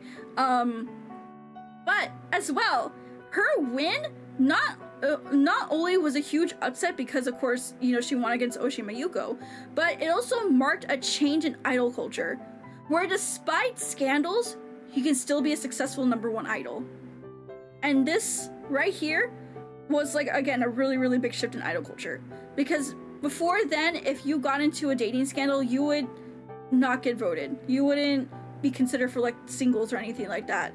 But through the power of her determination, working hard in HKT48 despite it being a punishment, she was able to come out on top. So if you think cancel culture can stop you, it did not stop Sashiko. It didn't stop her. So don't let it stop you. Okay? Don't let it stop you. Lessons you can learn from Sashiko. So the second center, and honestly, she was considered really the face of AKB48 more than Sashiko, surprisingly. But Mayu Watanabe took second place at the same exact Senbatsu Sosenkyo, which kind of solidified their rivalry as well. But she would also become #1 at the group Yume no Kohaku Senbatsu Sosenkyo, and that's where she got to center Kokoro no Bocard, which is another really, really great single, in my opinion. I don't care that it flopped. It's not her fault. Fuck you, management, for trying to create a 𝗬𝗿 Fortune Cookie 2. Because you can't recreate that. You can't. I'm sorry. Okay. And while Sashiko was considered the Senbatsu winner, Mayu was seen more as the face and embodiment of AKB48 because she is, of course, the original AKB 3rd gen member. And, like, I don't know. She really just encapsulated what AKB was more than 𝗟𝗨𝗂 in my humble opinion. She's great. She's great, man. But yes, these are our new centers for the what do you call it? The new era, pretty much. So of course, in 2015 we hit the 10th anniversary milestone. Yippee! 10th anniversary. So despite also lots of major challenges, including like members graduating and the rise of new generation members, AKB did successfully mark their 10th anniversary on December 8th, 2015. However, this came with a downfall. Well, not really a downfall, but more like a big change, another big major change, because this anniversary also marked the graduation of the first general manager of AKB48, Takahashi Minami, where she was the first generation member. We met her earlier, of course. But of course, the 10th anniversary single, Kimi wa Melody, saw the return of AKB48 graduates Maeda Atsuko, Oshima Yuko, Itano Tonomi, and Shinoda Mariko, which hasn't been seen before in AKB history. Actually, this was the first time we ever have former members join a major single release and perform again on stage, which we'll of course see in 10 more years when we get to it. However, this of course came with controversy. I don't know what it is with AKB and major milestone anniversary singles, but there's always fucking controversy in them. I don't know if it's manufactured. I don't know if it isn't, or if it's just coincidence. But there's always a fucking controversy with their milestone singles. Anyways, the reason why this was controversial was because the center position was taken by co-current HKT48 member Miyawaki Sakura. So she technically was an HKT48 member first, despite holding co-current position in AKB48. So co-current position means that she holds membership in both HKT48 and AKB48 at the same time. And of course, everyone first saw her as an HKT48 member. So this kind of angered a lot of fans. It even angered overseas fans. That's how bad this was. I remember being on like the AKB forums, and there were people so pissed off at Sakura because she wasn't a AKB member, and that this should have gone to an AKB, like the position should have gone to an AKB member like Mayuyu, which personally I kind of agree with. But Sakura also kind of was like the face of also the new generation as well, like the fresh new generation, not the aces, but like the fresh generation. And of course, if you know Miyawaki Sakura, you know the powerhouse that she is now, so makes sense, right? So yeah, they kind of celebrated their 10th anniversary. It was a pretty big event at the time. Definitely not as grand as their 20th anniversary, I will say. But they celebrated with a whole bunch of other stuff. They had a huge clock at the theater that would count down like the anniversary for the whole year. And then they had like it was like 1 millionth like visitor to the theater, and whoever was like the millionth visitor to the AKB theater would win a golden ticket that would grant them access to AKB48 theater performances, guaranteed for the rest of their life. And I think it was a dude who won it. I don't remember who exactly won it, but it was a big deal that like, oh, like the millionth like visitor to the AKB theater will be visiting today. Like it's gonna happen on this day. You gotta be here for it and everything. And yeah, it did happen. It was pretty cool that someone got a ticket like that. So yeah, lots of fanfare. So now we get into what I like to call the plateau era, or I secretly like to call it the dark era. And I hate this era. This era was so painful for me as an AKB fan because this marked so many changes for honestly the worst.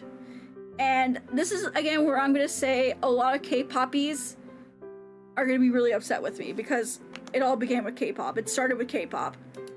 The downfall of AKB was because of K-pop. I'm sorry. I'm gonna say it here now. I don't care if I'm gonna get flack for it, but the downfall of AKB48 in that era was because of K-pop. And let me explain why. So in 2017, AKB performed at the Mama Awards and announced a collaboration between the popular K-pop survival show series called Produce. So if you don't know what Produce is, it's pretty much a singing, dancing competition show similar to like American Idol and The Voice and stuff like that. But it was more focused on the K-pop industry, and the outcome of it would be they would produce a brand new K-pop group that would debut and would only exist for 1 year. So that was the concept of Produce. So this collaboration would create Produce 48, as you can see right here. So Produce 48 would take 48 group members from various sister groups, but mostly AKB members to Korea. And they would compete with K-pop trainees to create a new Japan x Korea K-pop group, which that group turned out to be 𝗏𝘗. K-poppies, of course, you know what 𝗏𝘗 is. I don't think I gotta explain 𝗏𝘗. So, one AKB48 and 2 HKT48 members would end up winning the competition and being part of 𝗏𝘗. So that one AKB member would be Honda Hitomi, which she was part of Team 8. And then Miyawaki Sakura and Yabuki Nako, which Yabuki Nako was one of my Oshis at the time, so I was really pissed off about that. I'll be real with you. I was really pissed that they took Yabuki Nako away from me. I'll be fucking real with you, bro. I was so pissed. Like, I actually watched the results live, and then the moment they announced Nako, I like shut it off, and I was pissed the rest of the day. They took her away from me. I fucking hate it. But of course, this came with scandals! So why did it come with scandals? Because there was voter fraud and embezzlement, apparently, and a whole bunch of other stuff with the Produce series. Yikes. I'll probably save that for a controversies video for AKB, or a controversy stream. It was a huge fucking thing. You can look it up on your own. There's numerous videos about it from K-poppies. So, after Produce 48, of course, there was a lot of more K-pop global eyes on them. So because of that, AKB tried to reimagine their image their sound to be a lot more similar to global K-pop groups, which pretty much alienated so much of their core fan base. So we went from this very cute bubblegum J-pop to very hardcore choreography, hardcore sound, just very K-pop inspired, K-pop, like they want to be a K-pop group pretty much. And again, it alienated me. This actually got me to not even like AKB at one point. That's how bad it was, chat. That's how bad it was. So of course it alienated a lot of their core fan base, and that's when their fans like pretty much started dropping like flies. So of course, with the AKB members being introduced to the booming K-pop industry at the time, because K-pop was still on a huge incline, huge incline at the time, we saw mass graduations. Like, there'd be a graduation almost every week at one point. Every month, every week. And a lot of those next generation talents that ended up graduating would go on to pursue careers in Korea for the K-pop industry. And there's still a lot of former AKB members that are active, actually, in Korea.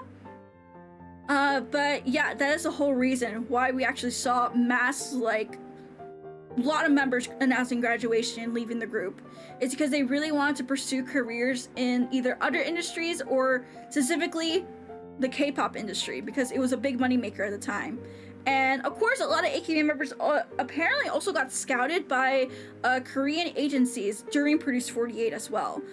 So it's a huge thing, but it just all started with K-pop. The downfall of AKB48 really started with K-pop, and I will never forgive whoever whoever's bright idea it was to do Produce 48, because it literally fucked everything over for AKB. I will not forgive them. I don't care that it got us a lot more new fans, like, and everything like that, but it came at a cost of losing what AKB was about. And it made me sad. It made me sad.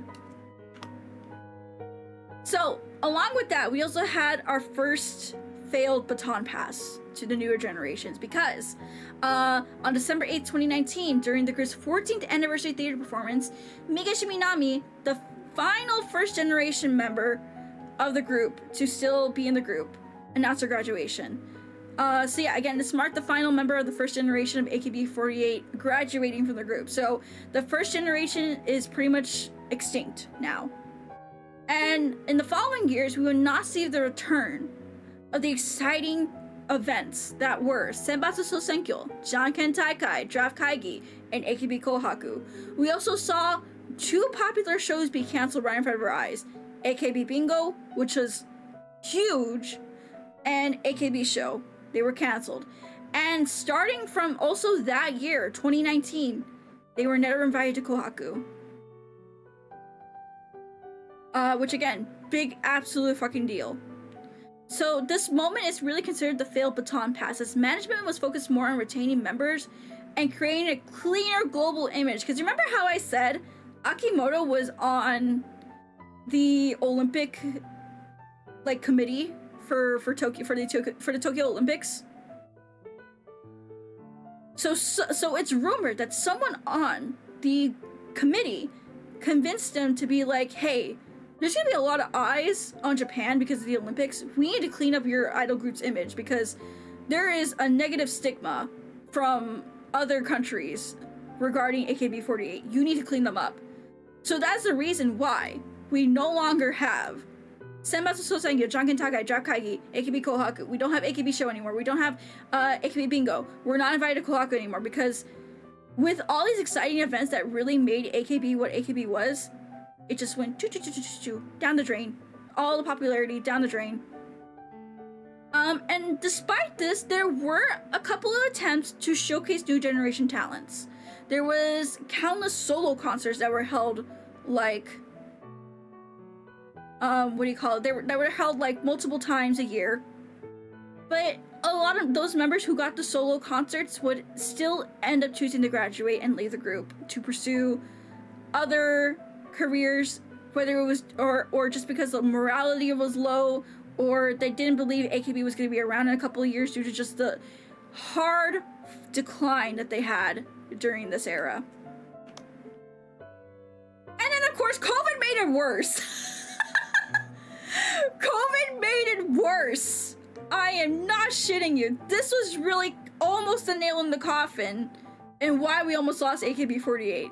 Because, of course, we all know in 2020, COVID put a halt to not only the people of the world, but to the struggling AKB who was still trying to find their roots again. Because right around 2020 was when they really tried to, kind of go back to their roots. Kind of like bring back this old AKB image, the AKB sound that a lot of the old fans knew them for.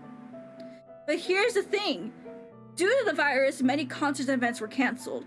And the main, of course, concept of AKB48 is idols you can meet. You can no longer go meet them at their theater. You can no longer go to the events and see them. You can't go to handshake events anymore. So, because of that, since the AKB model relies on interaction with fans, they did their best with the online activities through the OUC48 project, which I forgot exactly what OUC means. It's like a Japanese phrase for like staying at home or something. But again, it just wasn't enough after failing to keep their core audience and their biggest draw being restricted, which of course was interaction with their fan base. They had to do it through online ways. So as a result of that year in 2020, AKB only released one single, and that was Chiuu and 𝗟𝘆শ্য𝘂𝘁𝘀. While years prior, they would produce maybe 4 to 5 singles a year. That is a huge decrease. This is literally almost a nail in the coffin for AKB48, and they were struggling financially. They were struggling again to keep even more members because they just didn't want to wait around for their comeback and everything. There was a lot of just management issues at this time as well.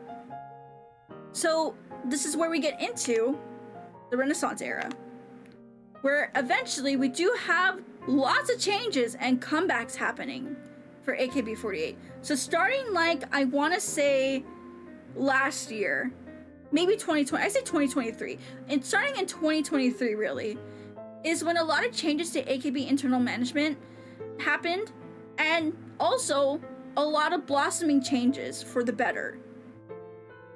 And this is the reason why I got back into AKB, if anything.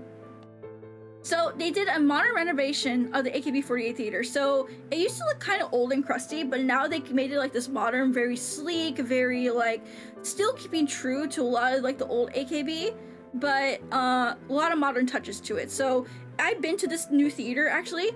It's beautiful. It's really, really pretty. I love this new theater. They also decided to do more. They also decided that I can't talk. I'm sorry. They also did new AKB-focused TV shows and appearances. And also with that, a lot of the new singles were AKB-only lineups. So in the past, AKB would include a lot of their sister groups in their singles.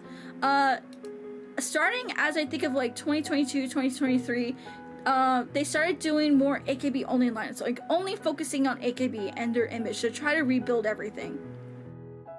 The biggest thing that really caught people's, like the old fans' attention, really, was a new theater stage, because we have been begging that fucking bastard Akimoto for a new stage for how many fucking years?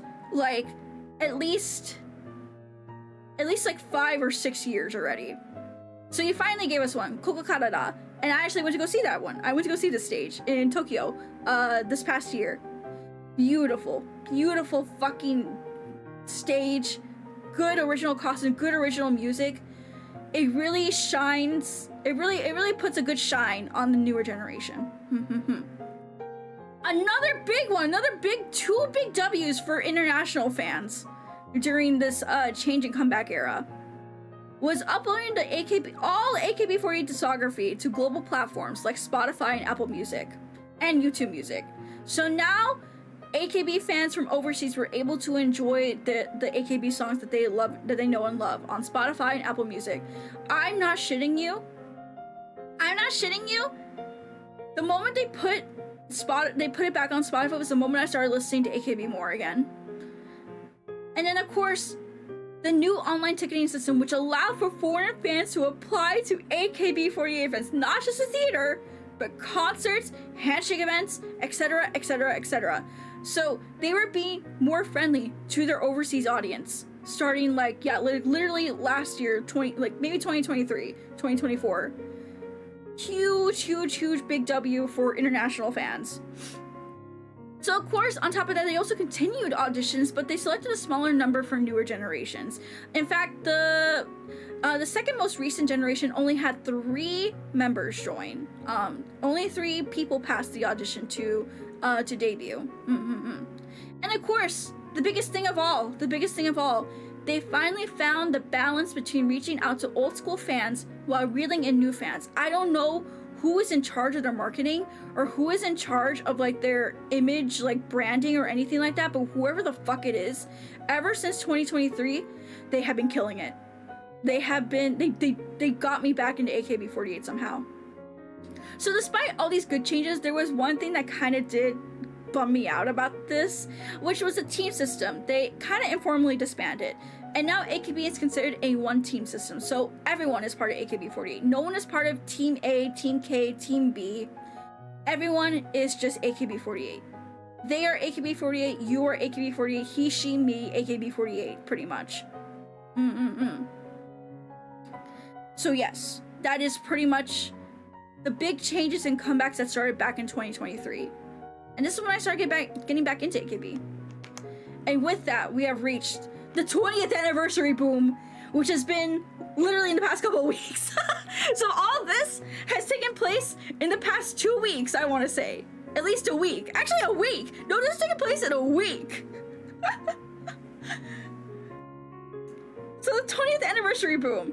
So as of a few days ago, December 8th, 2025, AKB celebrated its official 20th anniversary, which included many activities and milestones, including the 66th single, Oh My Pumpkin, including graduated AKB48 members and overseas sister group members, and appointed 𝗟𝘆ście, which is my current 𝗟𝘆cie, as the global ambassador for her English-speaking skills. She is a really smart girl. There was a controversy, of course, again, we come back to these anniversary singles always having controversy. So there's controversy with this single because they actually did not initially release with a music video. However, as of a week ago, I'm not shitting you, literally a week ago, we finally got the music video. And there was two reasons why we did not get the music video initially. So, Maeda Atsuko Achan could not record the music video on the same day as the proposed recording. And then on top of that, one of the international members couldn't even make it because she had visa issues. So that is the reason why we did not get the music video until literally a week ago to the day. Give it up for AKB man. Listen, AKB management, they may be making smart money moves now, but they're still kind of fucking up shit. And this is one of their fuck ups. I'm not gonna let them down for that. They always fuck up their anniversary singles. I don't know if it's just a curse. I don't know if it's just incompetence, but it's whatever. At least we got the music video. We got it. We got it. I got to see my Oshi in the music video. That's all I wanted.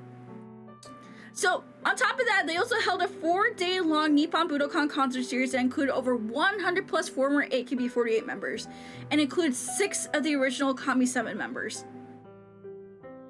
Why only 6 of the 7?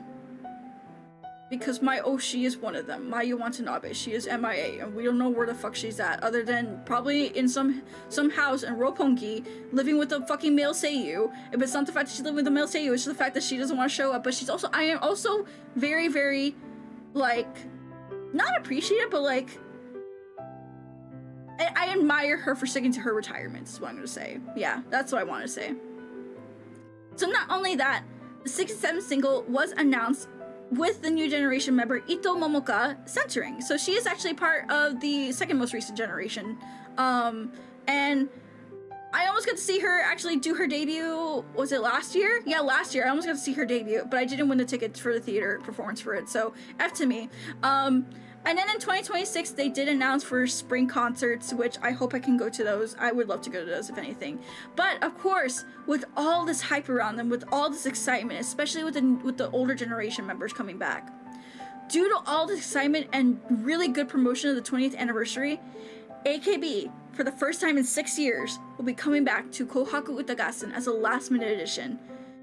And I'm not shitting you, chat. I cried.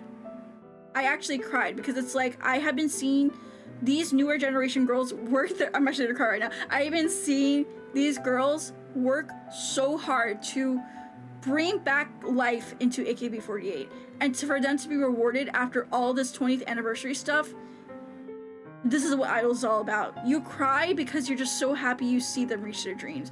You cry and feel so good because you see them achieve that goal, and then you also want to make like yourself proud in that same way, where it's like if they can go from one of the darkest periods of the whole group back into mainstreamdom, back to Kohaku, I can do anything.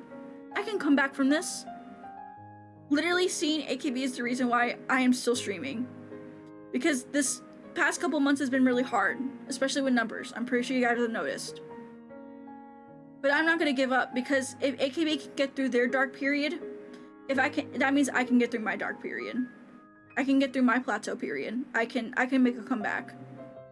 I just gotta figure things out, just like they did, and I gotta work hard. And that's one of the reasons why I like AKB, and I'll get that out here in a bit. And then, of course, finally, fans feel rejuvenated and more confident supporting the newer generations. And of course, this is considered the complete second baton pass. This should have been the baton pass we had so many years ago.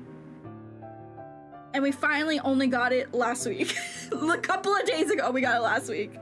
So I am excited. I will be watching Kohaku this year. I haven't watched Kohaku in a hot minute. But also Kohaku includes 𝗬𝗏 this year, so I'm excited that I get to see 𝗬𝗏 as well as AKB and Yippee. So many good idol groups this year. Yippee, I'm so excited. Next year, I hope Chotokimeki Sendenbu makes it, but aside from that, teehee, this would have been a perfect year if I had Chotokimeki Sendenbu in there. But yeah, that is the 20th anniversary boom. So with that, I want to get some beginner fan tips for anyone who is interested in AKB after this. So you may be wondering, Nyaru, why exactly do you like AKB48? And I want to give you my 3 reasons why I like AKB48 and still continue to like AKB48 to this day. AKB48 has really shown to me that normal girls can shine. Ordinary girls can achieve their dreams and shine on the stage. It makes me motivated to find my shine. Because at the end of the day, I'm an average girl. I'm an average woman. I'm an average hag. But the fact that I can come onto here and shine in my own way and be the best version of myself really shows that even ordinary people can still do something great and make an impact in other people's lives. And if the girls of AKB48 who were just normal people like years ago can come into AKB48 and make a huge impact, so can I. So can I, 𝗬𝘁. Second reason why I like AKB48, I've always just loved the general idol story and journey. Seeing a member go from not being popular, can't sing well, etc, etc, etc, to a refined performer keeps me motivated for also trying my best every day. I'm also not a refined performer. I very much suck at singing. I'm pretty good at dancing though, I will say. I'm really good at learning choreography. But of course you can't see that just yet. But despite seeing, you know, so many members come and go, I see them trying their best. I see them working hard to become a really great performer and achieve their dreams and, you know, get to that goal that they want to get to in AKB. And that motivates me, again, to try my best every day, to achieve my dreams, to maybe one day get that 3D concert, one day perform in 3D hologram form for you guys, or release original music or anything like that. I love the journey, and I try to reflect the idol journey in me, like, almost every day, as much as I can. And then, one thing that I think a lot of people don't mention, but personally for me, this is a big highlight for me, is that also AKB loves to respect its roots, especially this current generation. They have a huge massive respect for the people that came before them, the members that came before them. So of course, I'm a big believer of respecting the people who walked so I could run, essentially. The people who came before me, the people who laid the foundation for me to be a VTuber, for me to be a performer, for me to be an idol. And seeing the members share that same philosophy in, you know, wanting to respect their elders and do best for their elders, I just find it really wholesome. I find it wholesome and also, again, motivating. The fact that they are recognizing that, you know, there's people that came before us, so we need to do our best to keep their legacy going and to also, also stand on our own at the same time. Use them as inspiration, not to be a clutch. So yeah, those are 3 reasons why I like AKB48, in case you are wondering. But how can you, that's right, how can you right here, how can you support AKB48? So there's a couple different ways you can support AKB48, and I'm gonna go ahead and list them out for you right here. AKB48, of course, has their official YouTube channel. You can watch all of their music videos. There's also a different side channel that they have, where they do a lot more behind the scenes, like daily videos and variety content. If you want to see AKB for the music, I recommend their official channel. If you want to see AKB for the personality, I recommend their side channel. It should be linked in their about section. So if you ever go to Japan and you want to support AKB in person, you can literally apply for tickets at the AKB48 Ticket Center, aka Zyko. So a lot of people are using Zyko right now to apply for HoloLive tickets for HoloFest and for HoloLive Expo. You can use the same exact ticket service to apply for tickets for AKB48 theater performances and for concerts. And there was actually a huge increase in overseas attendees at their Budokan concerts, actually. In fact, I heard a rumor that the whole entire first row of their last night at Budokan was all foreigners. And I literally want to cry for that. I actually really want to cry. I never thought I would say something like that. They really put into retrospective for me that's like, holy shit. AKB is reaching global. And like, there's so many global fans that get to enjoy it. I'm gonna cry. I always thought I would be stuck in America and never get to enjoy AKB because of how hard it is to see them. But it is so easy. So if you're applying for HoloFest, HoloLive Expo, whatever HoloLive event through Zyko, you can apply for AKB tickets. So if you're gonna be in Japan for HoloFest, apply to go see AKB as well. My best tip is to apply literally any performance you can. If there's a performance happening on a day that you happen to not be doing anything that night, apply to it. And my other tip is don't pick the option where you pay later. You pick the pay now option, or you pay when you get selected. I found I have a lot better results when I use that selection than the pay later selection. So big tip for that. Of course, you can listen to AKB48 on Spotify, Apple Music, anywhere you like streaming your music, honestly. AKB does have social media. You can follow them on Twitter. Twitter's really the best place to follow them, in my opinion. So be sure to follow them there.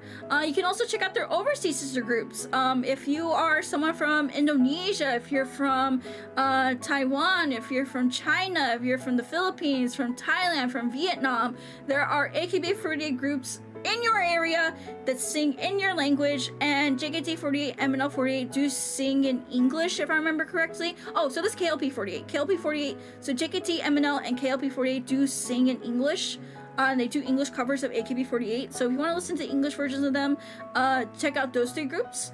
I really recommend it. Of course, one of the big ones I also recommend to support the upcoming 67 single release that'll be happening on February 25th, 2026. If you're gonna be in Japan about a couple weeks before HoloFest, I recommend you go check out the release drops for this. Sometimes they hold like really fun events for it as well. They'll do like first day handshake events and all this other cool stuff. Please, if you can, if you're gonna be there again for HoloFest, do support the 67th single. Go buy 1 copy if you want. I don't care. You can buy 100 copies. Just don't throw them out in the trash. And then, of course, they do have a official shop where it does support international shipping through 𝗭𝗁. So if you happen to find a member that you like and you want to get merch with them, the AKB official shop does have international shipping options available for most countries, and you can get through 𝗭𝗁, and it's really good. I've already done a 𝗭𝗁 drop through there, and it was super simple. No fucking trouble with that. And I really recommend that you guys support 𝗭𝘗 if you really want to pick a member to start off with or to 𝗭𝘁 with, because again, she is the only English-speaking member, and she actually has a cover of one of the new stage songs up on the AKB sub channel. Yeah, she did an English translated cover of it, and she said she's going to be doing more. So please support her. Please support 𝗭𝘗. She is our global ambassador for AKB48, and she's been doing a fantastic show. She actually got selected for the Senbatsu lineup for the 67 single. So we'll be seeing her again in the single. So if we really want to support her as well, support her in the 67 single, and make it known that you are a 𝗭𝘗 fan. Thank you. So, you may be also wondering, there's too many members. How do I choose an 𝗭𝘁? HoloLive rules. That's the best way I can describe it to you. But pro tip, you don't need to support or know every single member of AKB48. It would be cool if you did. Just saying. So I recommend watching. So just how I kind of chose my 𝗭𝘁 was is through watching music videos, live performances, looking at their social media posts. So that's kind of what I recommend. So you also just watch like music videos, live performances, look at member social media posts. If you can't keep your eyes off of one member, start deep diving into them. If one just looks really interesting or just one looks really pretty to you, just look up their name, start deep diving, look at their social media, look at other live performance like fan cams of them. Look at them, just deep dive into it and see if you really like them or not. And also remember that 𝗭𝘁 rules still apply. You can only have one kami 𝗭𝘁, but you can have multiple 𝗭𝘁s. So most AKB fans follow this. Also, I really fucked this up. I don't know what the fuck happened here. So for example, 𝗭𝘗 became my modern AKB 𝗭𝘁 after I know that she knows English. However, my 𝗭𝘁 will always be my AKB kami 𝗭𝘁. I'll dedicate my whole life to her. So, pretty much, yes. 𝗭𝘁 rules apply. Whole life 𝗭𝘁 rules apply. How do I choose a favorite member out of like 48 girls?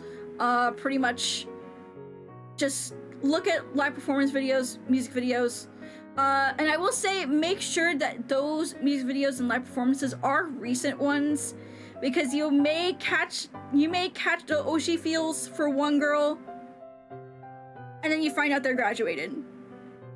I recommend watching anything between, honestly, this past year.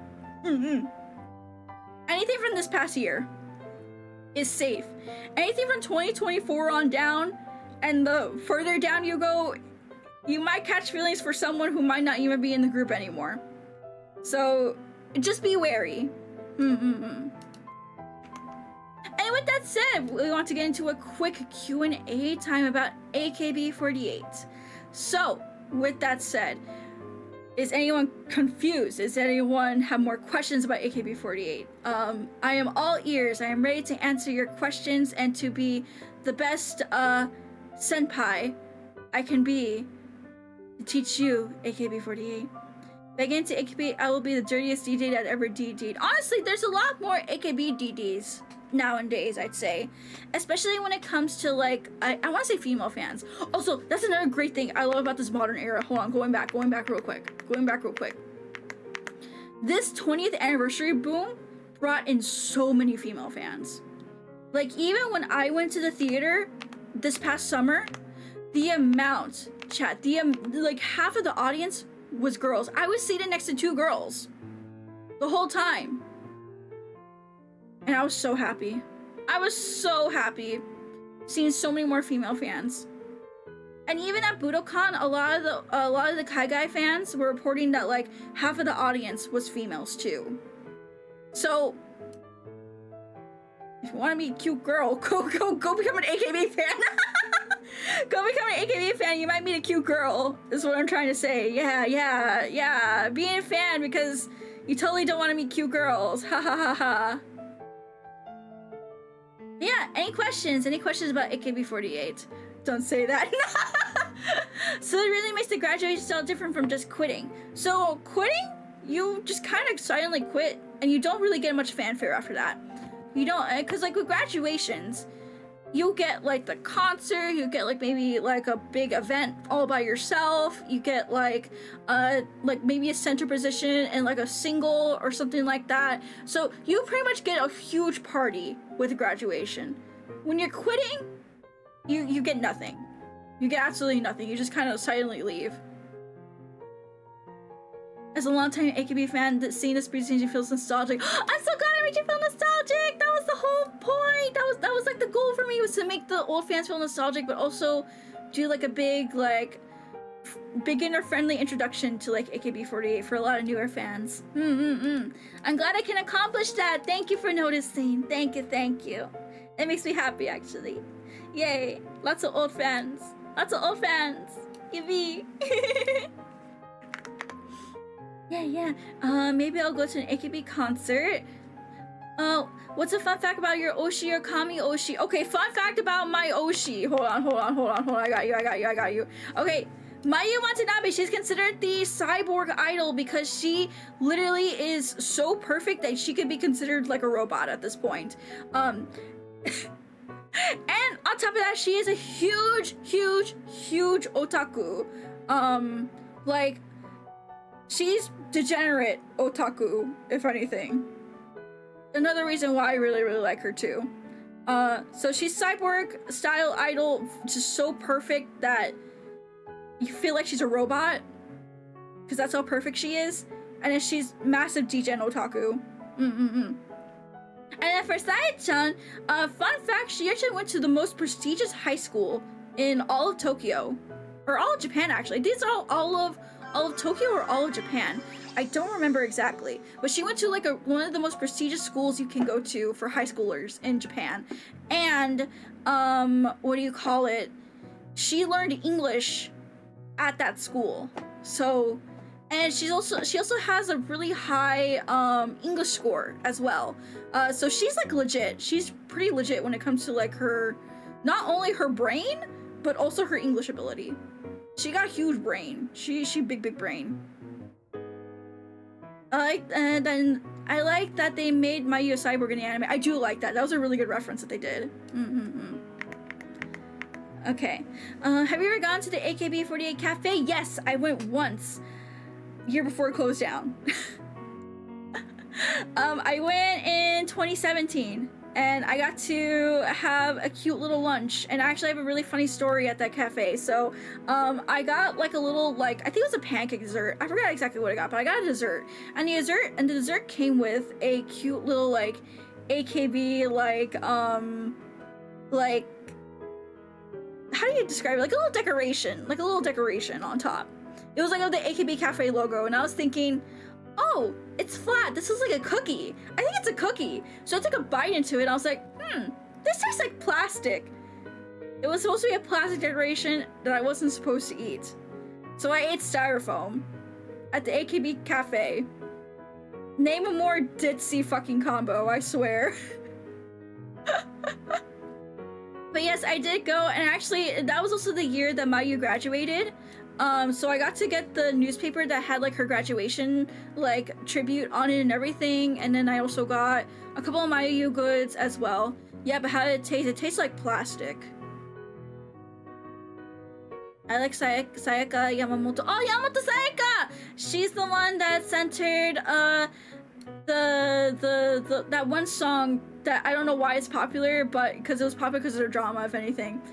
人生は紙飛行機描い乗せてほんな行くよ風を中を力も先にまだ進むだけ It sounds like a t-shirt. I ate styrofoam at the AKB48 cafe and store in Akihabara, Japan, and all I got was this t-shirt. Was it good plastic at least? No, it didn't taste good. Actually, no, it tasted like a wafer. That's what I thought it was, a wafer, because it looks like a wafer, so I ate it. But then it was styrofoam. It tasted like styrofoam wafer, and I was like, oh, okay, that's definitely styrofoam. So yeah, I have styrofoam in my tummy, chat. Alright, anything else? Anything else you guys want to know about AKB48? I am all ears. I am all open. You got microplastic before. Yeah, I got the microplastics before it was cool. Heck yeah. I got it way before it was cool. I'm a microplastics hipster.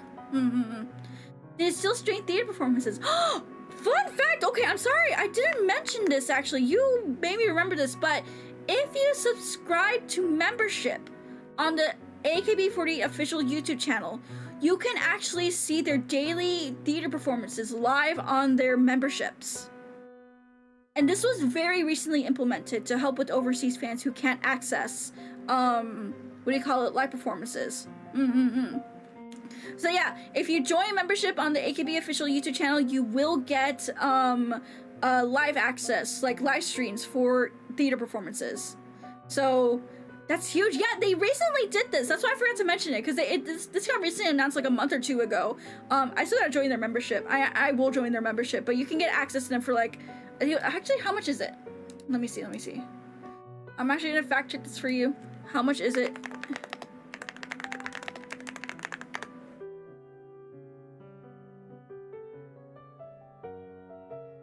Okay, and then is it on this one, or let's see. I think it's on their sub channel actually. Hold on, is it the sub channel? Yes, it's on their sub channel. It's on their sub channel. Yeah, it's on their sub channel actually. The AKB 𝗬𝗏 channel. Yeah, it's on this one. It's on this one. So you guys can go check out the channel, and you can get like daily theater performance stuff. Yeah, look, they even have it. Their last one was like 3 weeks ago because they haven't done theater performances in a hot minute. But they even did a live stream performance, live stream like MC talk with for all the Budokan concerts. But yeah, they do live stream each theater performance. Really, really cool. I recommend joining their membership. It's on their sub channel. And I actually went to one of their theater performances this past summer, and it was so good. And also, Sae-chan, noticed me from the crowd, and then when I went to go do the waving like segment after the performances, she actually talked to me in English, and I was so happy. And also, a lot of the members complimented my 𝗠𝗁𝗂𝗁 fit because I went super cutely dressed for them. But I need to remember to buy yellow now because Asaya-chan's color is yellow. How much have they done in North America? So in North America, AKB has come, I believe, 3 times to the States. If I remember, technically 3 times, for live performances. The first time was for Anime Expo. Second time was for New York Comic Con, and then the third time was for another Anime Expo event. And then they've done numerous like music video shoots in Hawaii and Guam, which is technically part of America. So,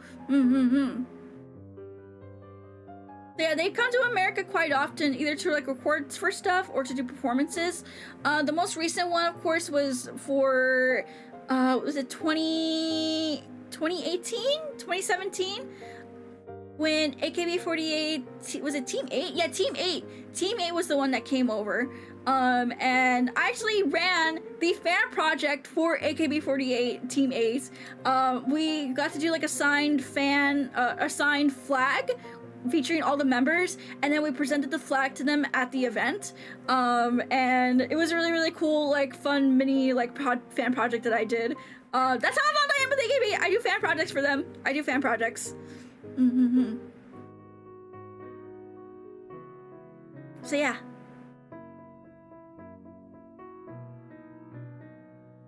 Any other questions?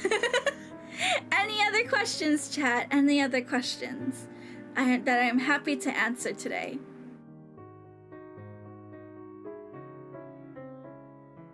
No more? You remember you talking about that? Oh yeah. I did talk about that experience quite a lot actually. How can Eviction Ocean was essentially a harem. I wouldn't call them a harem, but again, I know there's too many members. How to choose one? I recommend just watching music videos, live performances, and looking at the social media posts on like Twitter. And then if you just can't keep your eyes off of one member, just start deep diving and get to know them. Oshi rules still apply, just like in VTubing. And like, for example, Sai-chan is my Oshi, but my Yu Watanabe will always be my Kami Oshi.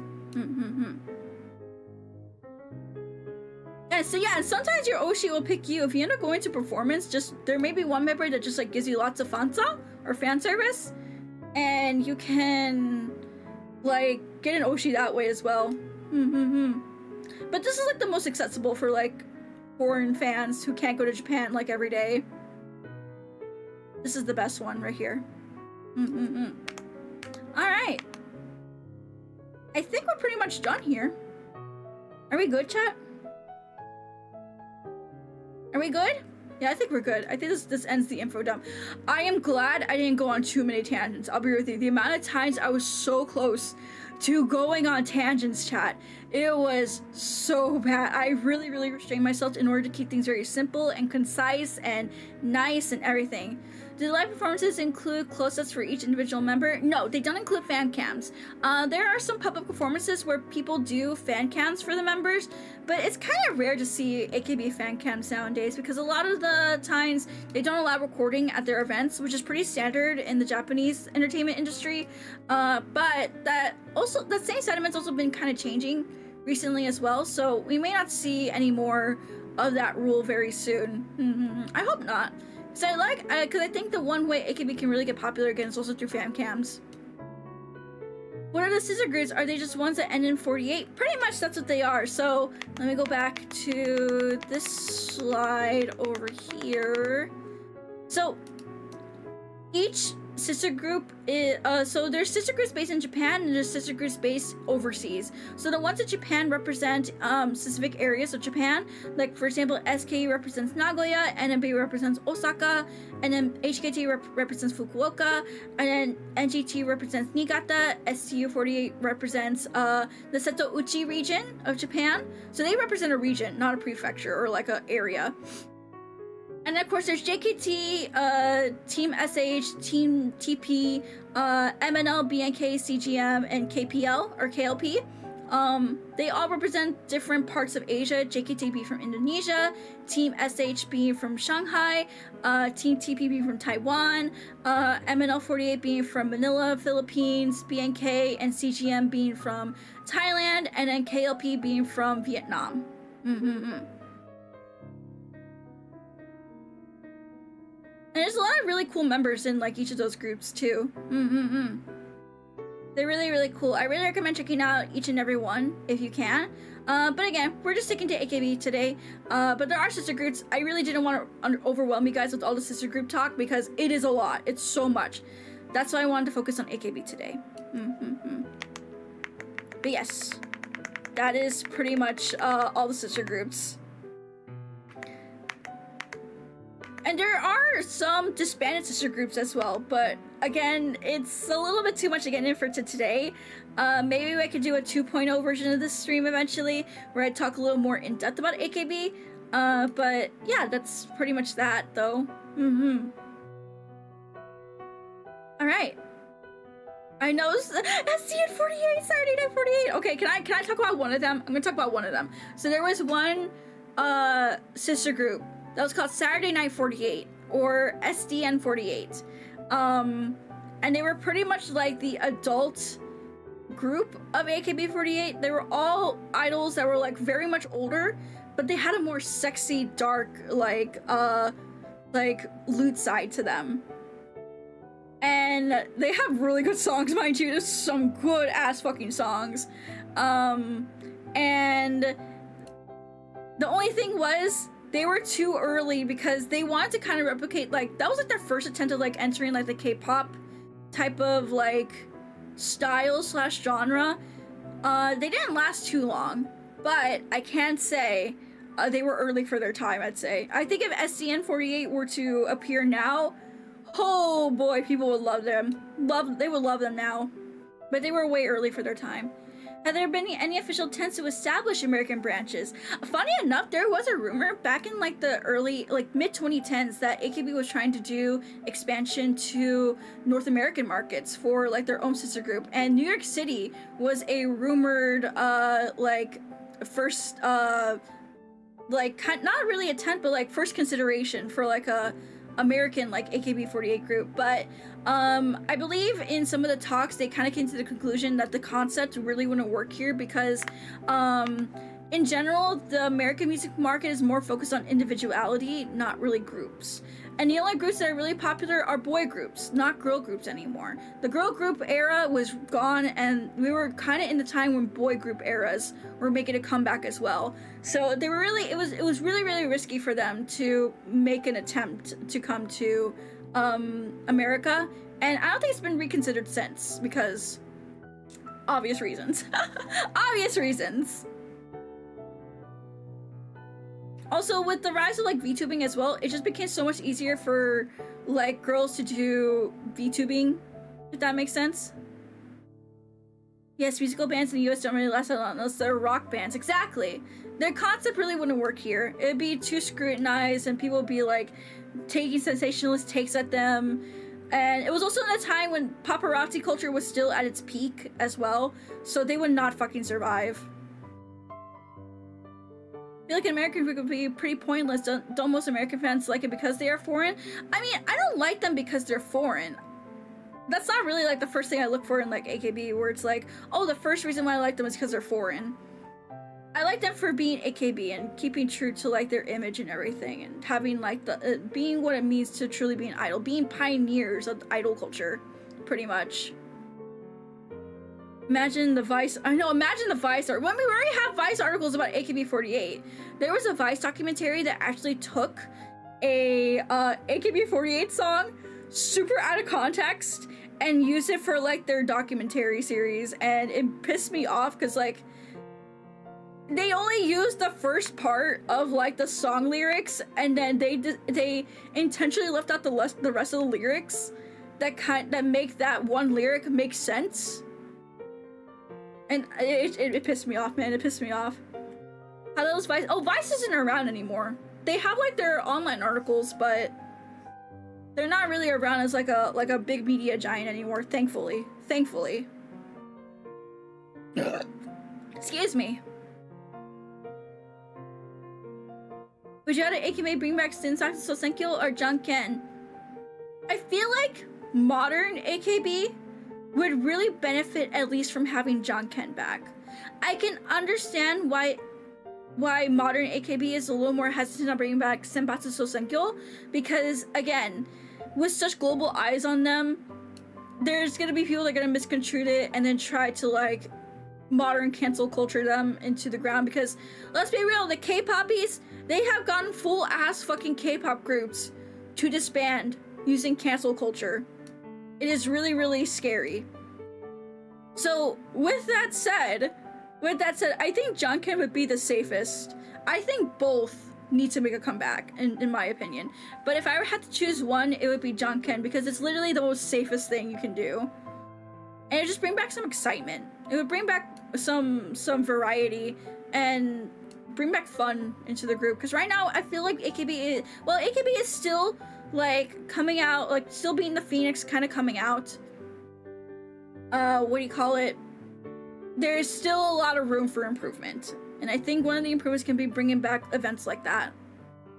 Cancel for what? Being too lewd? No. So there was one K-pop group that one of the members was like from America, and apparently she had some enemies from like her former like days in America, and right as she was like debuting in the group, those enemies started spreading really bad rumors about the one girl, and the whole internet believed them, to the point that the agency that hired her and her group basically dropped them because of all the controversy. All because a couple of people didn't like her. That's only in K-pop. Imagine if that mentality made it to J-pop. I'd fucking hate it. I'd fucking hate it here.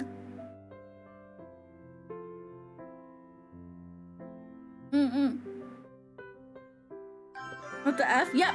Mela, thanks so much for the sub, or for the follow. Welcome to the stage. Happy to have you here. Thank you. Okay, I think we've yapped enough about I think we're definitely making up time for like all the off-topic stuff. Yeah, now we're just kind of like going on tangents. This is kind of tangenty.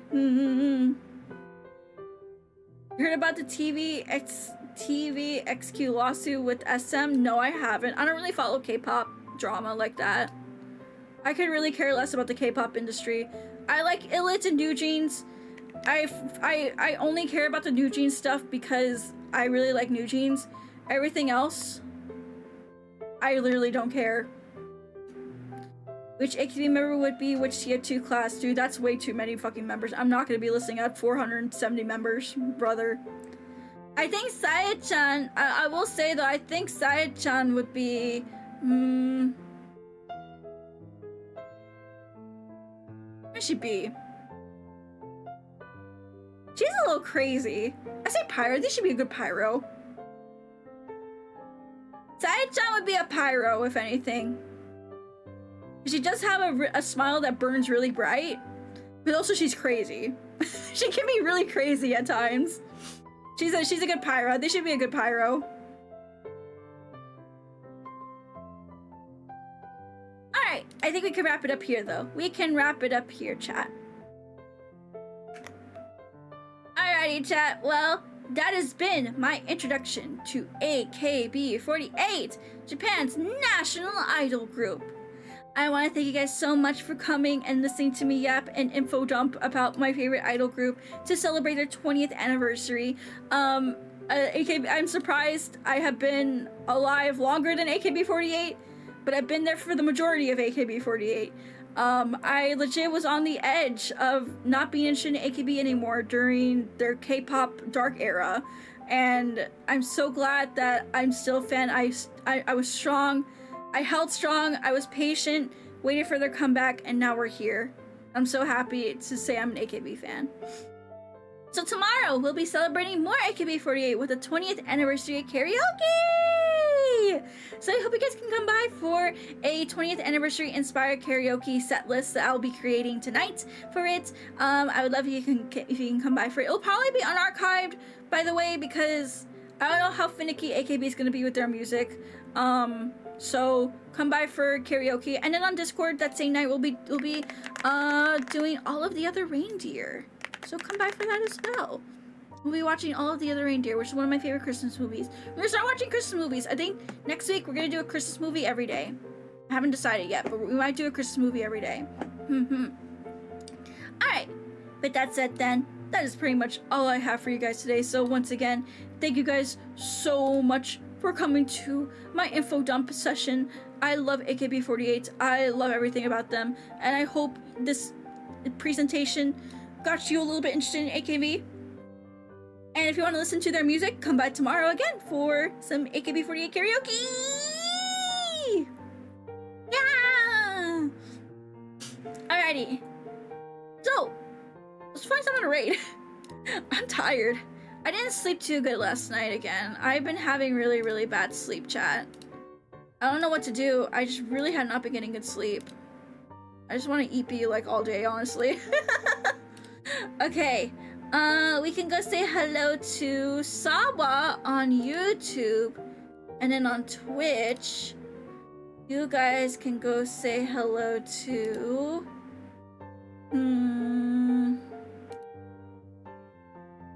who can you guys go say hello to? Charlotte is on. We'll go say hi to Charlotte. We will go say hi to Charlotte. Raid Charlotte. And we'll do Bear. We'll do Bear Idol Love. Bear Idol Love for our raid message. Yippee! Alrighty, we have our raid going, chat. You can take some melatonin. I don't have melatonin. I don't have any. I think it's too late for me to go to the store too. Too late. All I know is I gotta shower. I smell like ass, bro. I smell like butt. I need to go shower. I've been meaning to shower all day, but literally this is all I've been working on all day, and it came out perfect. This is exactly like the presentation I really wanted to do, and I did it in about 2.5 hours, so I'm very proud of myself. Alrighty, thank you guys again for tuning in. Thank you. I'm gonna go take a shower now and try to relax for the rest of the night, if anything. So I will see you guys tomorrow for more AKB48 karaoke, and all of the other reindeer watch along on Twitch, or not Twitch, not YouTube, Discord. Rah! Alright, let's say it all together, everyone. Se no, 𝗤𝘁𝗎 𝗤𝘁𝗎 𝗤𝘁𝗎 Nyaru! Thank you guys again for coming. Thank you. I hope you guys have a good night. Oyasumi, see you. Bye bye.